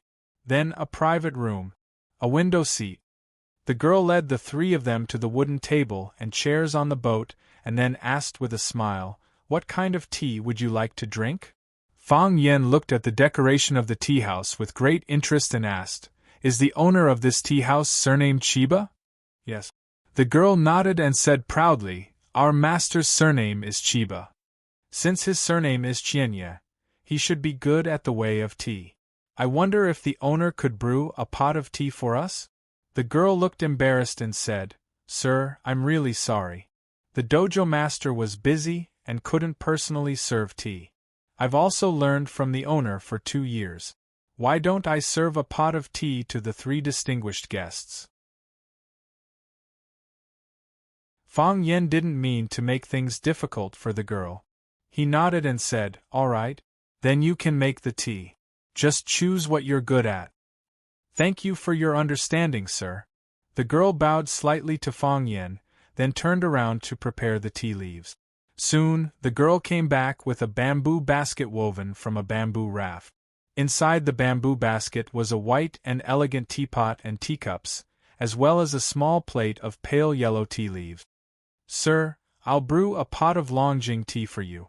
The girl sat in front of the tea table with her upper body straight. Just this sitting posture alone made people's eyes light up. She deftly and nimbly took out the teapot and teacups from the bamboo basket and then quietly waited. There was no electronic iron kettle on the tea table. Seeing Jiang Qin and Yuan Lin looking at her with puzzled eyes, the girl chuckled and said, "Please wait a moment. We don't use an electric kettle to boil water. That will destroy the nutrients and vitality of the water. We'll use charcoal fire to boil the water from the Lotus Temple's well. The tea in the tea house is fished out from a deep well in the Lotus Temple and then transported by carriage. The water from the well is sweet and clear, and it doesn't contain any bleaching powder or other toxic substances. You'll know when you taste it." Jiang Qin and Yuan Lin's eyes lit up. "We found a treasure land," Yuan Lin excitedly said. "This is the first time I've heard that tea needs to be made from a well." Jiang Qin grinned and said, "I want to taste how good your Longjing tea tastes." "Miss Jiang, Miss Yuan, we definitely won't let you down," the girl said with a sweet smile. Jiang Qin and Yuan Lin were shocked. The two looked at each other. Jiang Qin stared at the girl warily and asked, "You know us?" "I do know Miss Jiang and Miss Yuan, but you don't have to worry," the girl explained softly. "The tea ceremony and music complement each other, especially classical music, which is the main component of our tea ceremony. Every staff member in our tea house has to listen to a lot of classical music, and there are musicians who specialize in performing for the guests. The Arasima group is very popular in Huaxia, and your classical and modern music perfectly blends together, making it very easy for the public to accept. It's something we have to learn from. Last night, the tea house master led all of us to your Treading on Snow for Plum Blossoms concert. We were fortunate enough to enjoy a feast for the eyes. I see, Jiang Qin said with a smile. I didn't expect to find a bosom friend here. May I ask how I should address you, sister? Yuan Lin took the initiative to ask. My name is Peony, the girl said. As he spoke, a young man in gray clothes brought over a pot of boiling water with white smoke. Peony immediately filled the pot with water and began to make tea. Her movements were as smooth as flowing water. It seemed that she had indeed spent many years immersed in the art of tea. Fang Yen nodded. Indeed, a great teacher produces a great student. Sister Peony, you said that your tea house has a musician as well. Could you ask her to perform for us? Yuan Lin smiled. Of course, Peony said. She waved her hand, and another girl in traditional Chinese clothing walked over. Peony said, Sister Lily, Miss Yuan wants to listen to a song. Why don't you play for them? The girl blushed slightly and said, Then I'll just have to show off in front of an expert. I don't play well. Miss Jiang, Miss Yuan, please teach me. We're looking forward to it. Jiang Qin and Yuan Lin clapped and cheered the girl on. The girl walked over to the guzheng in the corner and sat down. She calmed herself down, and the sound of the song flowed out like a gentle breeze or the dripping of rain. When will the Lord return? Jiang Qin looked at Fang Yen and explained softly. Fang Yen nodded and listened attentively to the girl's performance. When Lily finished playing, the three of them applauded enthusiastically. Lily walked up to Yuan Lin and said with a red face, Miss Yuan, I wonder if you could give me some pointers? I feel like I didn't play very well at the last part of the song. Yuan Lin nodded and said, There are some flaws. Longing for the return is a kind of deep expectation, not a kind of despair and sadness. I'll play it once, and you can listen carefully to the differences, okay? Thank you, Miss Yuan, Lily said excitedly. Yuan Lin walked over to the guzheng and sat down.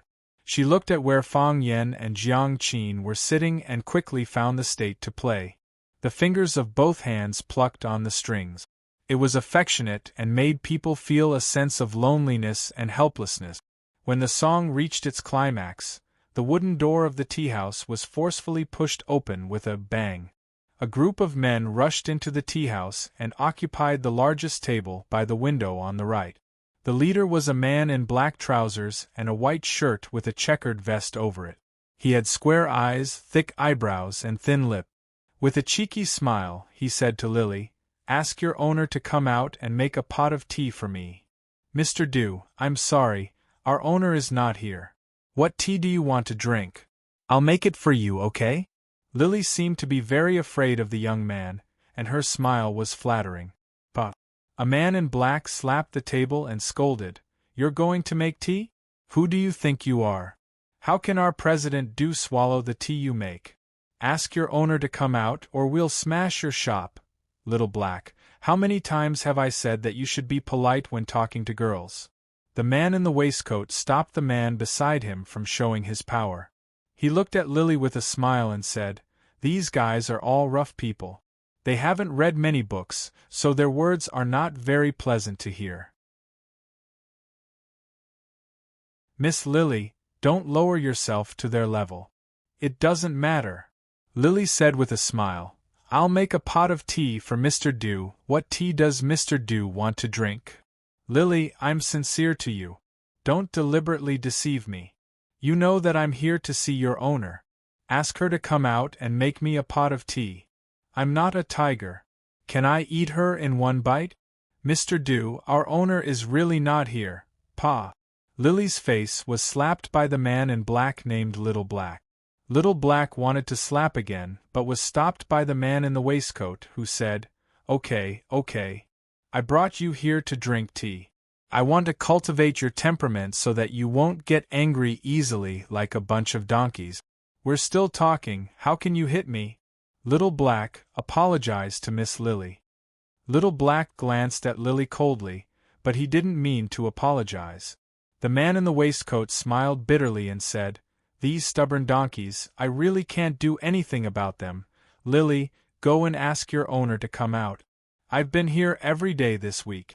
Except for the first 2 days when I could see your owner. Your owner has been avoiding me these days.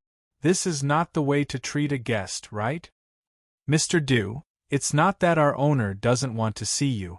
She's really not in the shop, clang." The man in the waistcoat kicked Lily's stomach. Lily screamed in pain, fell back to the ground, and then rolled over repeatedly. She knocked down several tea tables and several pots of flowers.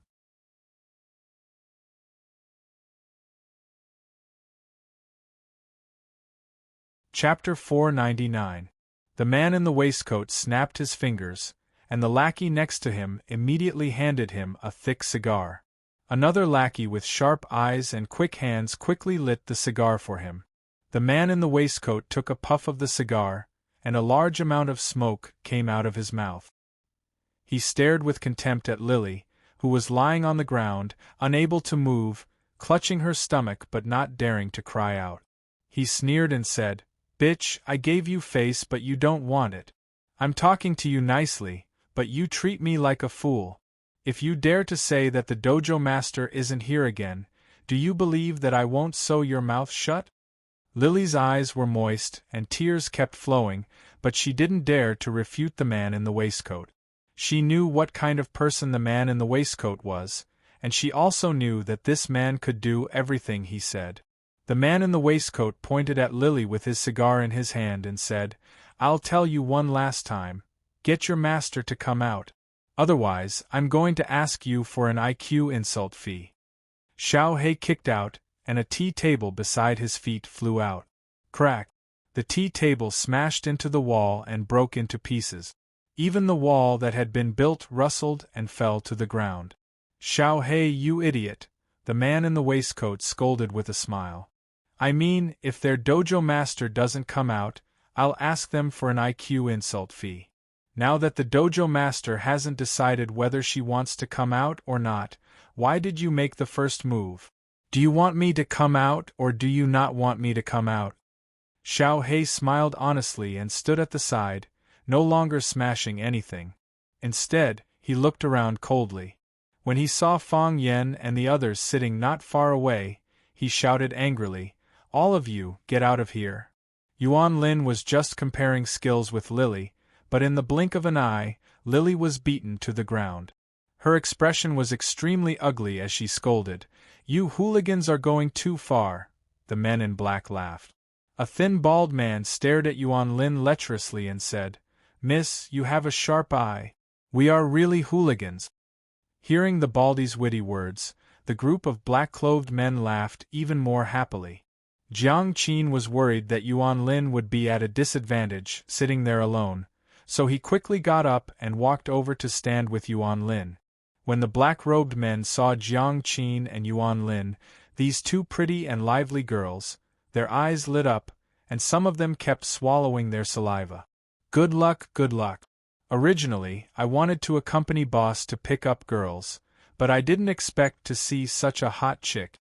Brothers, don't fight with me. I've decided on the girl sitting in front of the piano. I've always been scolded for not having artistic cells in my life. I want to study with this girl what artistic cells look like." "Idiot, that's not a piano, it's a guzheng." "Hee, I want the girl with long hair, I like the oval-shaped face. Shut the F***ck up," the man in the waistcoat shouted in a low voice. The hooligans didn't know what was going on and just looked at their boss in confusion. Could it be that he wanted to hog it all for himself? The boss looked at the two little girls affectionately. This kind of thing could really happen. The man in the waistcoat looked at Jiang Qin and Yuan Lin in confusion, and asked uncertainly, "You two, are you the Arasima group? You don't need to know who we are. What right do you have to hit us?" Yuan Lin said with a face full of anger. Jiang Qin didn't say anything. He just walked over and wanted to help Lily up from the ground. The kick from the man in the waistcoat was too heavy. Jiang Qin couldn't help Lily up even if he used all his strength. Lily's stomach hurt badly when she moved a little. It seemed that her internal organs were seriously injured. Oh, the little girl's temper is quite big. The man in the waistcoat squinted his eyes and smiled. I originally wanted to ask about it clearly. If you are the Arasima group, I would more or less give you some face, since you are also people of the scene. Since you don't know what's good for you, then don't blame my brothers for being impolite. So what if you are the Arasima group? When we support you, you are high and mighty, but when we step on you, you can only lie on the ground or crawl on the bed like a dog. Without needing the man in the waistcoat to order, the little baldy impatiently rushed in the direction of Yuan Lin. The other men in black were not willing to fall behind. They all followed behind the little baldy and rushed in the direction of Jiang Qin and Yuan Lin. The faster the hands, the slower the hands, they couldn't let their brothers snatch this kind of thing first. Du Chun, don't touch my guest. A sweet voice shouted aloud. It was like a cool spring, like a mouthful of rose dew. Even if it was said in anger, it made people feel like they had drunk fine wine. The bones of their whole body softened a bit. A tall woman wearing a chong sam embroidered with cherry blossoms walked down the stairs from the second floor, like a flower goddess who had been banished to the mortal world. Seeing that familiar yet strange face, Fong Yan's mind was a bit absent-minded. It had been 3 years, it was really a long time. It had changed too many people, and too many things had happened. Thank God, at such a time, on such an occasion, they were able to meet again. Forced by the woman's power or beauty, the gangsters stopped and waited for the next order from their boss. The man in the waistcoat looked at the woman coming down the stairs in amazement. He put out the cigar in his hand in the ashtray, stood up from the chair, and said with a gentle smile, "I knew you were here.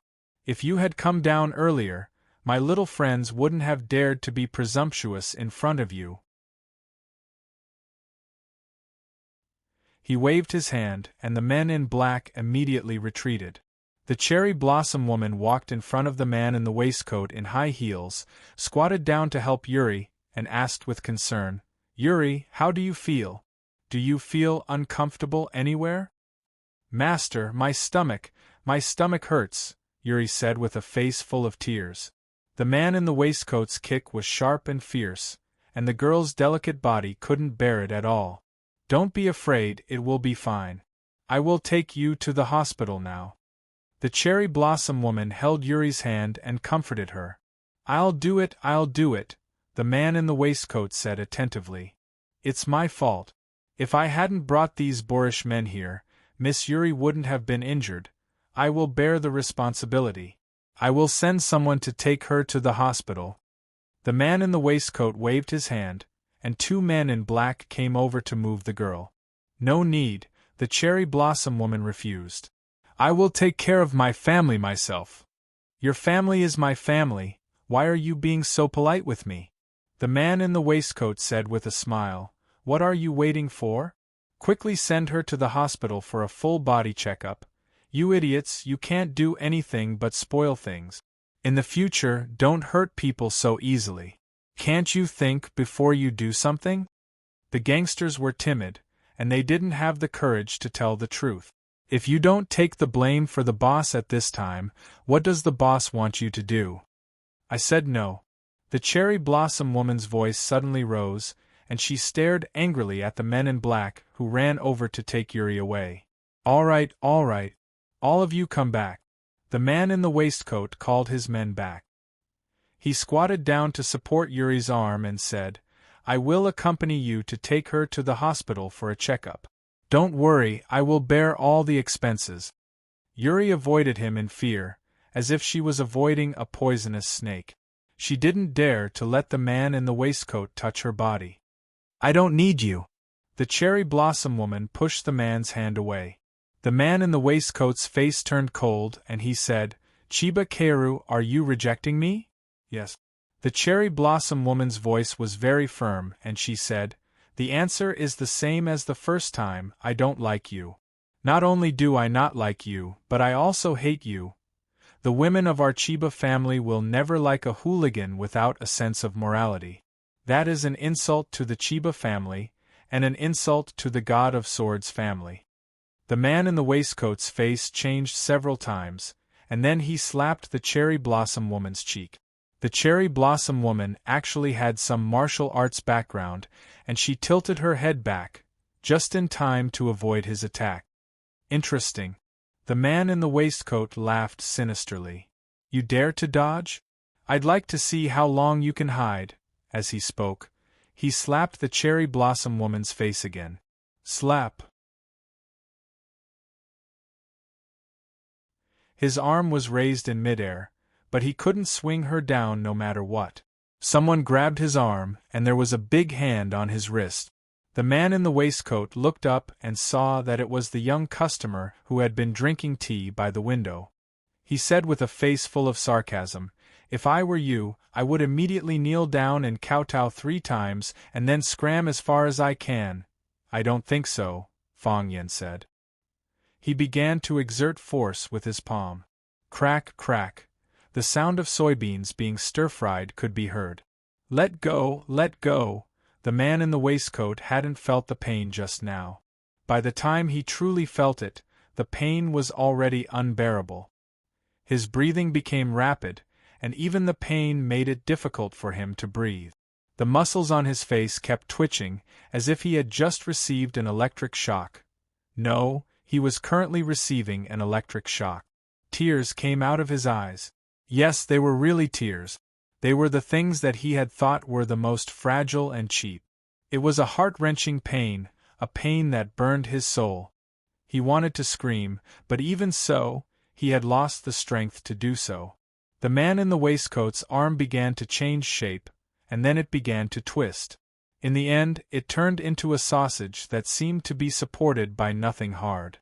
When Fong Yen let go of the waistcoat's wrist, the man had already collapsed to the ground like a pile of mud. Fong Yen had broken the bones of the man's hand inch by inch with his soft force. Even the most brilliant doctor couldn't repair them.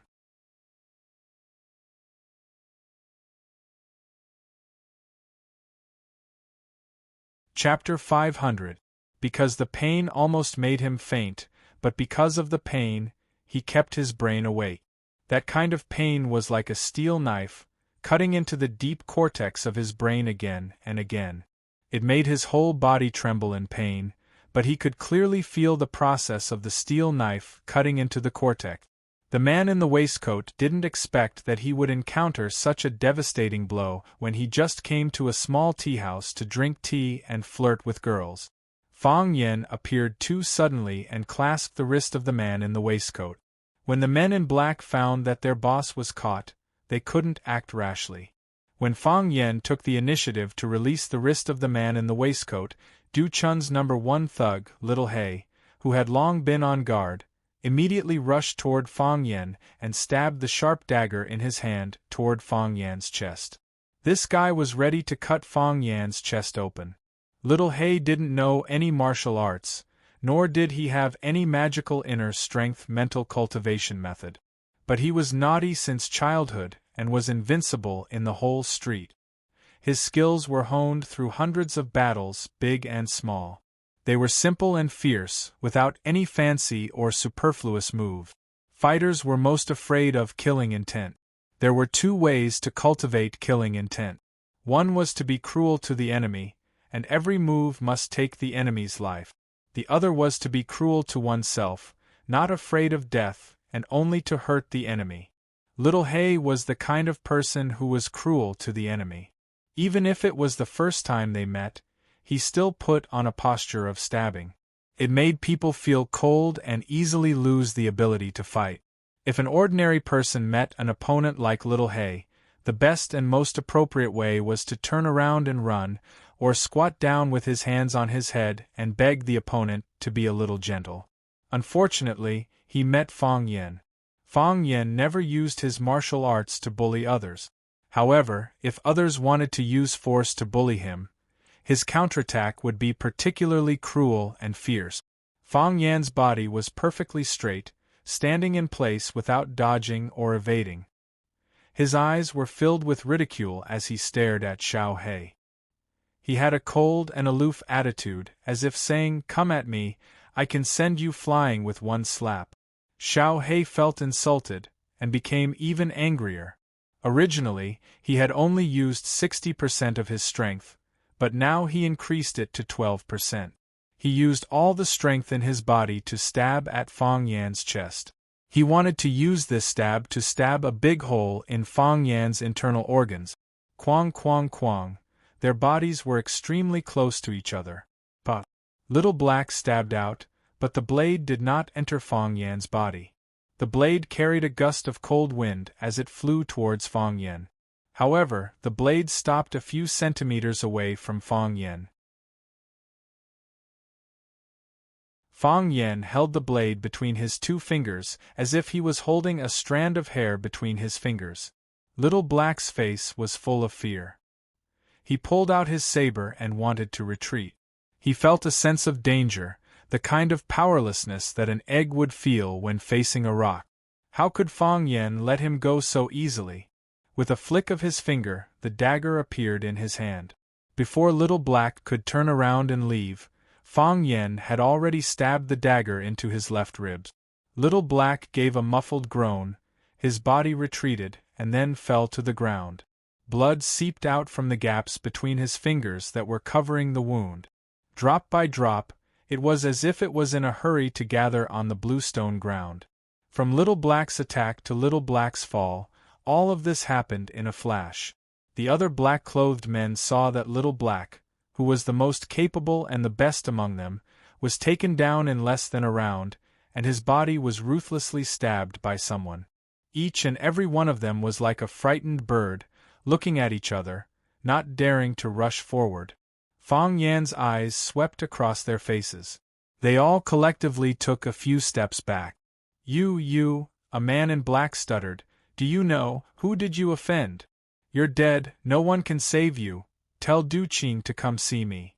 Fang Yan glanced at them and said expressionlessly, "Du Qing?" Everyone looked at Fang Yan in horror. Hearing Fang Yan take the initiative to mention Du Qing's name, they were even more shocked than when Fang Yan stabbed Little Black.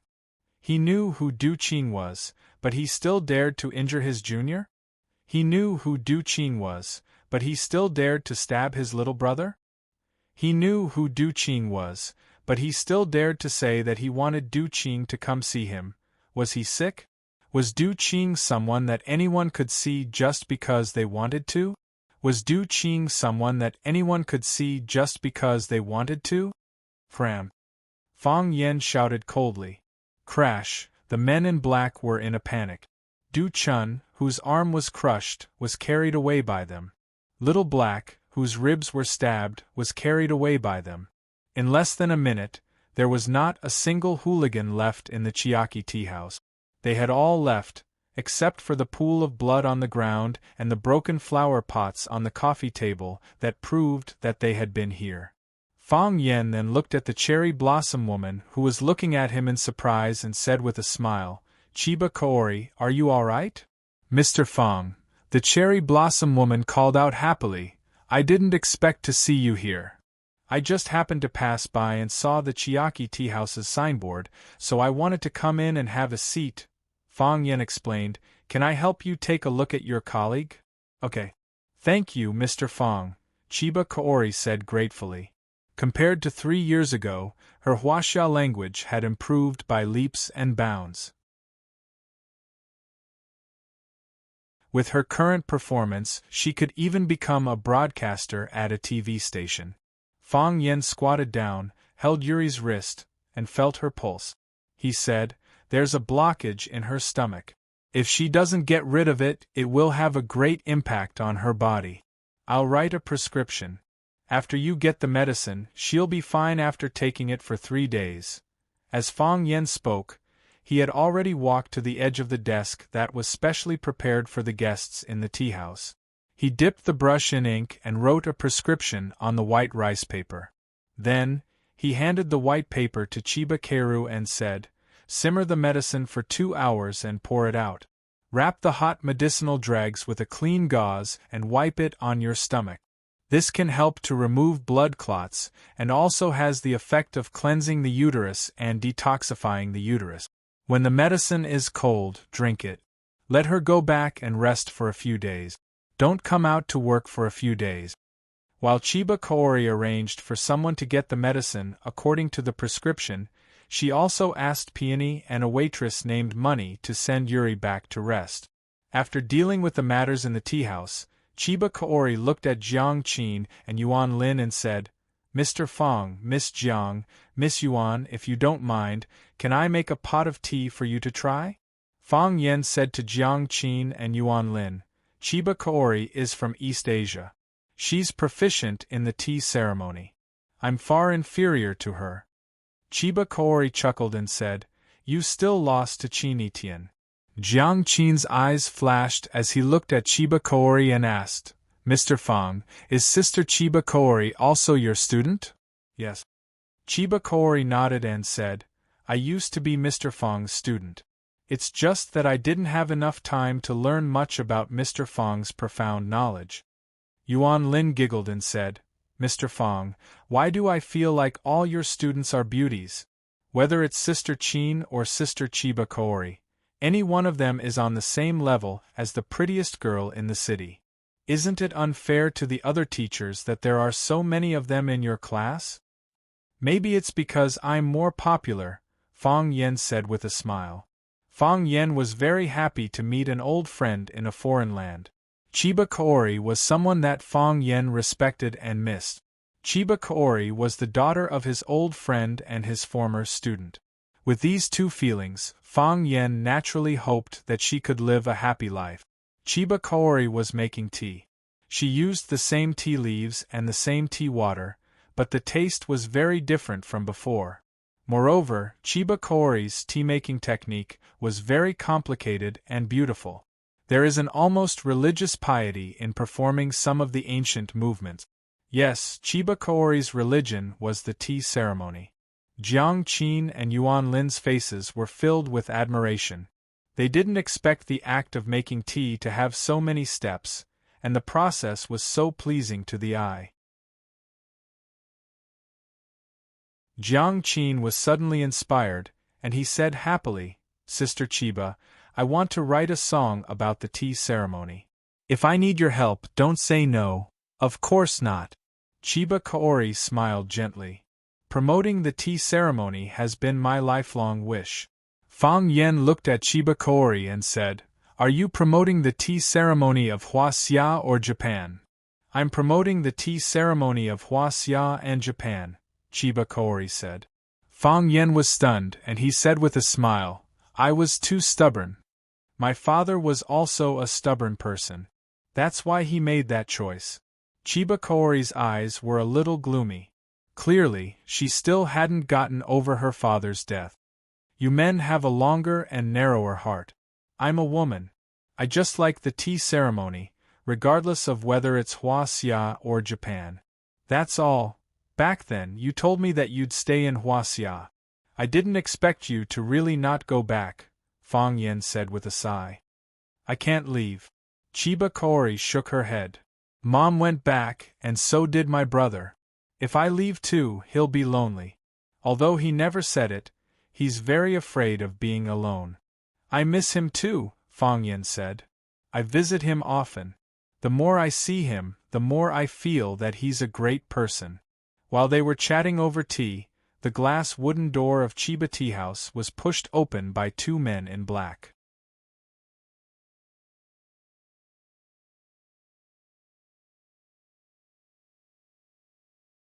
Chapter 501.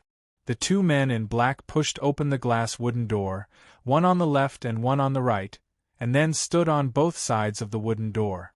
A man in a dark blue suit with a scarf around his neck walked in, followed by a tall and beautiful woman. Du Qing was here. He was cultured and elegant, with a strong scholarly aura around him. If no one introduced him, it would be hard to tell that this man was the king of Huaqing's underworld. When Du Qing saw Fong Yen, he laughed and walked over, saying, "Brother Fong, long time no see. You look even better than before. Fang Yen stood up and shook hands with Du Qing. Then, he said with a smile, Mr. Du, you look like you're riding on the crest of success. Compared to 3 years ago, you look even younger. Really? Du Qing was overjoyed. I wouldn't believe it if someone else said it, but since Brother Fang said it, then I'll gladly accept it. Brother Fang, you left for 3 years. How could you be so heartless, not even giving Brother a call? Not even leaving a message for Brother?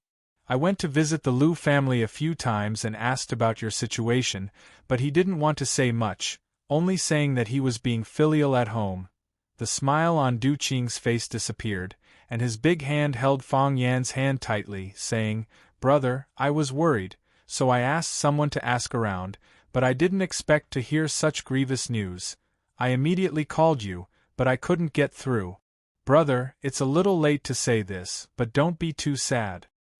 Thank you, Brother Du, Fang Yen said gratefully. His father died in battle, and Fang Yen was disheartened. Because Fang Yen decided not to return to Huaqing for the time being, the phone was constantly ringing, and it was abnormally noisy. In order to completely calm down, Fang Yen turned off his phone. This turned off for 3 years. No matter if Du Qing's concern was sincere or not, Fang Yen still owed him a favor for being willing to call and comfort someone at that time. What are you thanking me for? I didn't help much, it's my fault, Du Qing said with an apologetic expression. Fang Yen invited Du Qing to sit down, and said to Li Ye, who was standing behind Du Qing, Miss Li, please take a seat. Li Ye stood beside Du Qing and said mockingly, I never thought that Mr. Fang would still remember a small fry like me, it's really flattering. Li Ye's words were filled with thorns, but Fang Yen did not think much of it and said, My memory has always been good. I can even remember the name of a kitten or puppy that I've dealt with before. Fang Yen, don't go too far. Li Ye slapped the table and shouted angrily. Li Ye. Du Qing waved his hand, signaling Li Ye not to be rash, and said, Sit down and drink some tea. Li Ye did not dare to disobey her uncle's orders, and angrily sat beside Jiang Qin. Du Qing chuckled as he looked at Fang Yen and said, Children have a stubborn temper and have been sulking with me the whole way. Children are still immature, and quarreling with their parents is a common occurrence. Brother Du, don't take it to heart. Fang Yen comforted her. Fang Yen, who's a child? Who's immature? What did my brother do for you to beat him up like this? What kind of deep hatred do you have for him to crush someone else's arm? Do you know that he's already ruined? That hand is already ruined. The doctor said that it can't be cured, and that it will never be cured. Li Ye shouted with red eyes, her eyes filled with burning hatred. Du Chun was not Du Qing's son, but the son of Du Qing's younger brother. Du Qing's father was a carpenter. Once, when he was working on a beam, he fell and broke his leg, causing the family's living conditions to plummet. Du Qing dropped out of school early, and after entering society, he joined a gang. Later on, he was supported by the gang leader, and quickly completed his primitive accumulation. Only then did he have his current status and wealth. However, Du Qing's younger brother, Du Hong, inherited his father's business and became a carpenter. He stayed in his hometown to build houses and make furniture. Du Hong did not have any education either, and he enjoyed his job as a carpenter very much. He stayed in his hometown to take care of his parents and was unwilling to come out, so Du Qing brought his younger brother's youngest son, Du Chun, out. Du Chun was Du Qing's nephew, and he owned a few bars. With Du Qing's care, he lived a happy and comfortable life. Du Chun knew that his uncle liked Li Ye, so he tried to get close to Li Ye. The two of them had a good relationship. Du Chun had a hotel by the river nearby. One time, when he came over for tea with his friends, he saw Chiba Kaori performing the tea ceremony for the guests. He was shocked and chased after her repeatedly. Chiba Kaori rejected him twice, but Du Chun did not give up and continued to come to the tea house every day. After not seeing Chiba Kaori for a few days, Du Chun's gentlemanly and gentle appearance disappeared. He became more and more impatient, and he became harsher and harsher to the staff of the tea-house. This time, he brought enough people, preparing to smash the tea-house if Chiba Kaori tried to avoid him again. However, he did not expect to bump into Fang Yen, Jiang Qin, and the others who had come to drink tea. Du Chun was acting cool to his heart's content, and someone could not stand it anymore. Fang Yen struck out with lightning speed and instantly exterminated him. They were the same kind of people, why rush to torture each other? Li Ye and Du Chun had an extremely good relationship, and the news of Du Chun being injured and hospitalized quickly reached Du Qing and Li Ye's ears. Li Ye wanted to rush to the hospital to visit Du Chun, but Du Qing said that he wanted to visit Fang Yen directly at the tea-house. The two of them had different opinions. Li Ye said that Du Qing did not care about Du Chun's life and death, and did not give Du Qing a good look along the way. Du Qing was a generous elder, so he naturally would not lower himself to Li Ye's level. However, on the way, they received a call from the hospital, saying that they had already examined Du Chun's body. The bones in Du Chun's right arm were shattered, and he was completely crippled. There was no possibility of recovery. When Li Ye heard the bad news, she cried on the spot. When she saw Fang Yen, her attitude was naturally bad, and she wanted to rush up and tear off a piece of his flesh. He didn't do anything. Fang Yen said indifferently. Nothing? You didn't do anything, yet you beat him up like this? Just crushing other people's bones? Li Ye stared at Fang Yen in disbelief and said, Are you a pervert? He only brought people over to smash someone else's shop and injure the staff of the tea-house. Actually, it's not a heinous crime. Fang Yen pointed at Jiang Qin and Yuan Lin and said, Oh, he even ordered the group of little bastards he brought to molest the two of them. If they were to molest Miss Li, how would Miss Li deal with them? Li Ye choked. Oh right, we can also make some deductions and hypotheses. He has always wanted to pursue one of my students, the owner of this tea-house, Miss Chiba Kaoru. Because Miss Chiba Kaoru rejected his feelings, he became more and more violent. Just now, he wanted to slap her in front of us. If Miss Chiba Kaoru rejected him more thoroughly, or made him completely give up, what else would he do? Fang Yen looked at Du Qing and asked, Brother Du, guess what else would he do? One arm is not unjust, Du Qing said in a deep voice. He raised the teacup in front of him and said, If I were there, I would at least want both of his arms. Thank you, Brother Fang, for saving me some face. Uncle Li Ye, Fang Yen is not wrong in this matter, Du Qing said with a serious expression. Others might not know, but don't you know? How did I educate them? How did I ask them to? People who bully people should have their heads chopped off in ancient times. Li Ye was unconvinced, but she could only suppress this anger in her heart. Who asked Uncle Du Qing to stand on his side and speak up for him? Du Qing looked at Chiba Kaoru and said, This junior was rude and caused Miss Yi to feel wronged. How about this, get someone to make a list, and I will compensate for all the losses of the tea-house. We will also bear the medical expenses and mental damage of the injured staff members. By the way, Miss Yi can rest assured that no one will come looking for trouble in the future. Du Qing took out a name card from his pocket and placed it in front of Chiba Kaoru and said, If any blind thieves or scoundrels come looking for trouble, Miss Yi can call this number.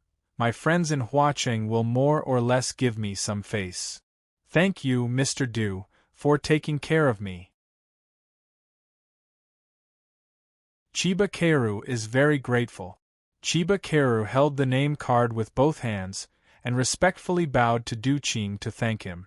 Although Chiba Kaoru had lived in Huaxia for many years, she still retained some traditional Japanese habit. Du Qing waved his hand and said, I am ashamed. Fang Yen and I call each other brother, and his students are also my juniors. I should have taken care of you, but I didn't expect you to be hurt like this. This is my fault, and I am only making up for some of the losses. I hope you can understand. When the tea-house was done with the work, Du Qing looked at Fang Yen and said, "Brother Fang, can we have a private talk?" "No problem." Fang Yen nodded. He turned to look at Chiba Keru, who was beside him, and asked, "Is there a quiet place here?"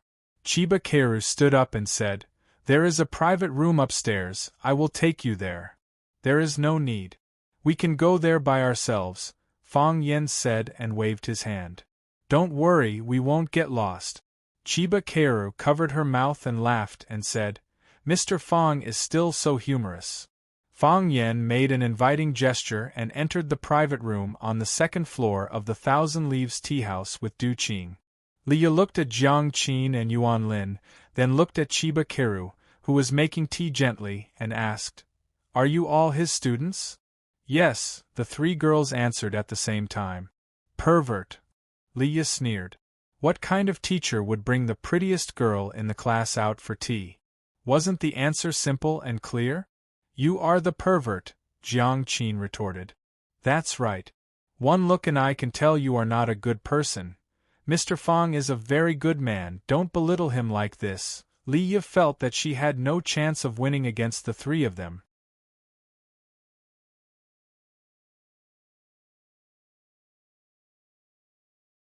Chapter 502. The second floor was filled with individual private rooms. They were also constructed with a large amount of wood.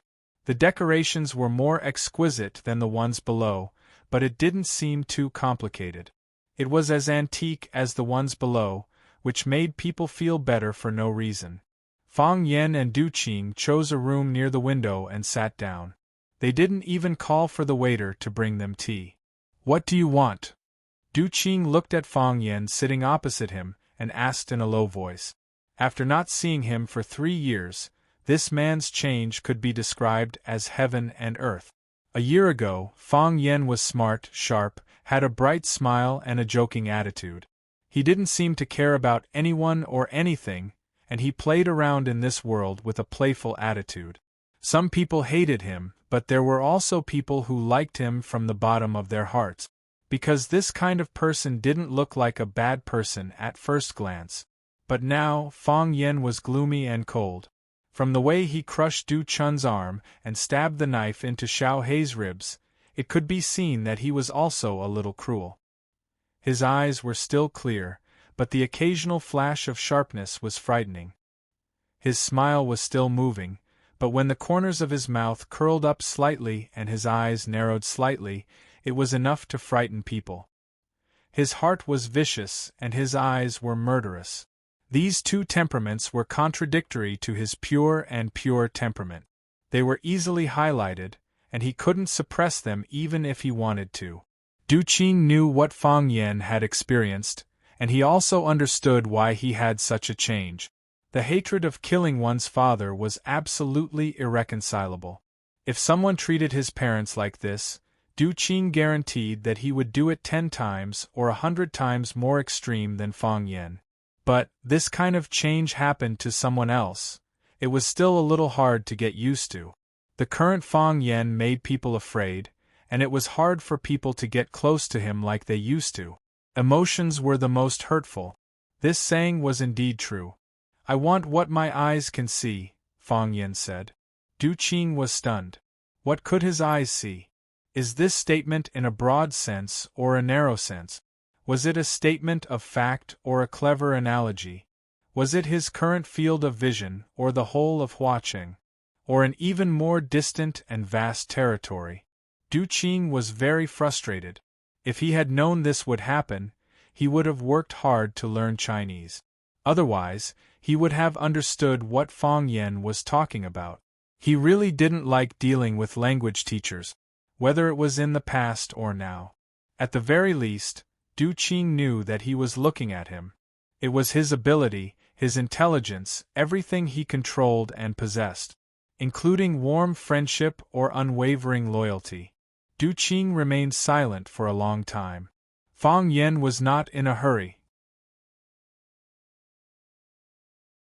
He sat in front of the window and watched the people coming and going on the street below. Everyone had a different expression on their faces, and everyone's eyes were filled with worries. He was not the only one who was tired. Everyone's life was not easy. When Fang Yen was deep in thought, Du Qing suddenly asked, "What can you give me?" Fang Yan's crossed fingers loosened a little. Du Qing saw this scene and thought to himself, "He's still a young man after all." He didn't know why, but seeing this scene made Du Qing feel a lot more comfortable, and the wariness in his heart also decreased a lot. An invulnerable person was the scariest. Everyone should have their own weakness. Only those with weaknesses were worthy of being close to. It was just that most people didn't understand this. "I'll give you more glory," Fang Yen said with a smile. "What you urgently need now, and what you can't imagine." Fang Yen and Du Qing didn't let everyone wait for too long. In less than 10 minutes, the two of them came out one after another. Both of them had warm smiles on their faces, indicating that they were chatting happily upstairs. Du Qing and Fang Yen shook hands again and sincerely invited, "Brother Fang, I've specially left some cakes and some good tea. You must come to my place when you have time. I'll definitely bother you." Fang Yen nodded and agreed. Du Qing then shook hands with Jiang Qin and Yuan Lin to bid farewell. As he held Yuan Lin's hand, he said, "Your uncle and I are considered old friends. Please send my regards to him when you have the chance. He's elusive, and it's not easy to find him for a cup of tea." "I will." Yuan Lin nodded and agreed with a sweet smile.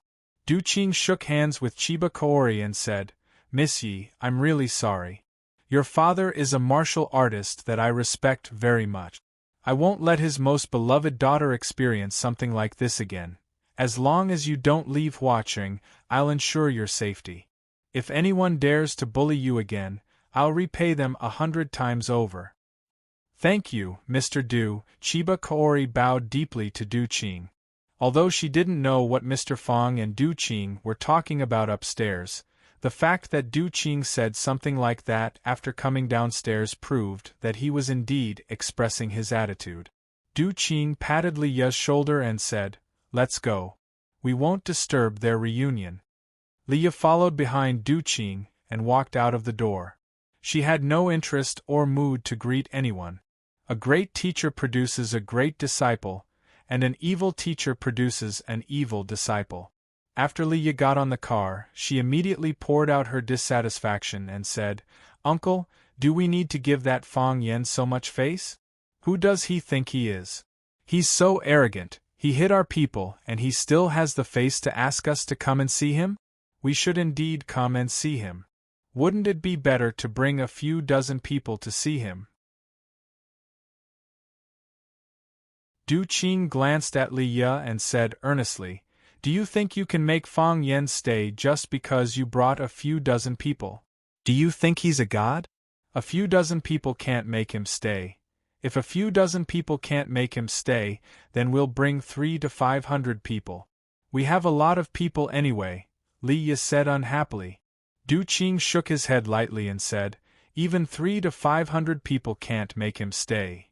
Du Qing held Li Ya's hand and said with a serious expression, "Xiao Ya, Fang Yen is not from the same world as us. This kind of person, either be friends or never get to know each other, never be enemies. It's too dangerous, it's hard to defend against." "Uncle, who is he?" "Inner martial world." "Is there really a martial world? What is the martial world?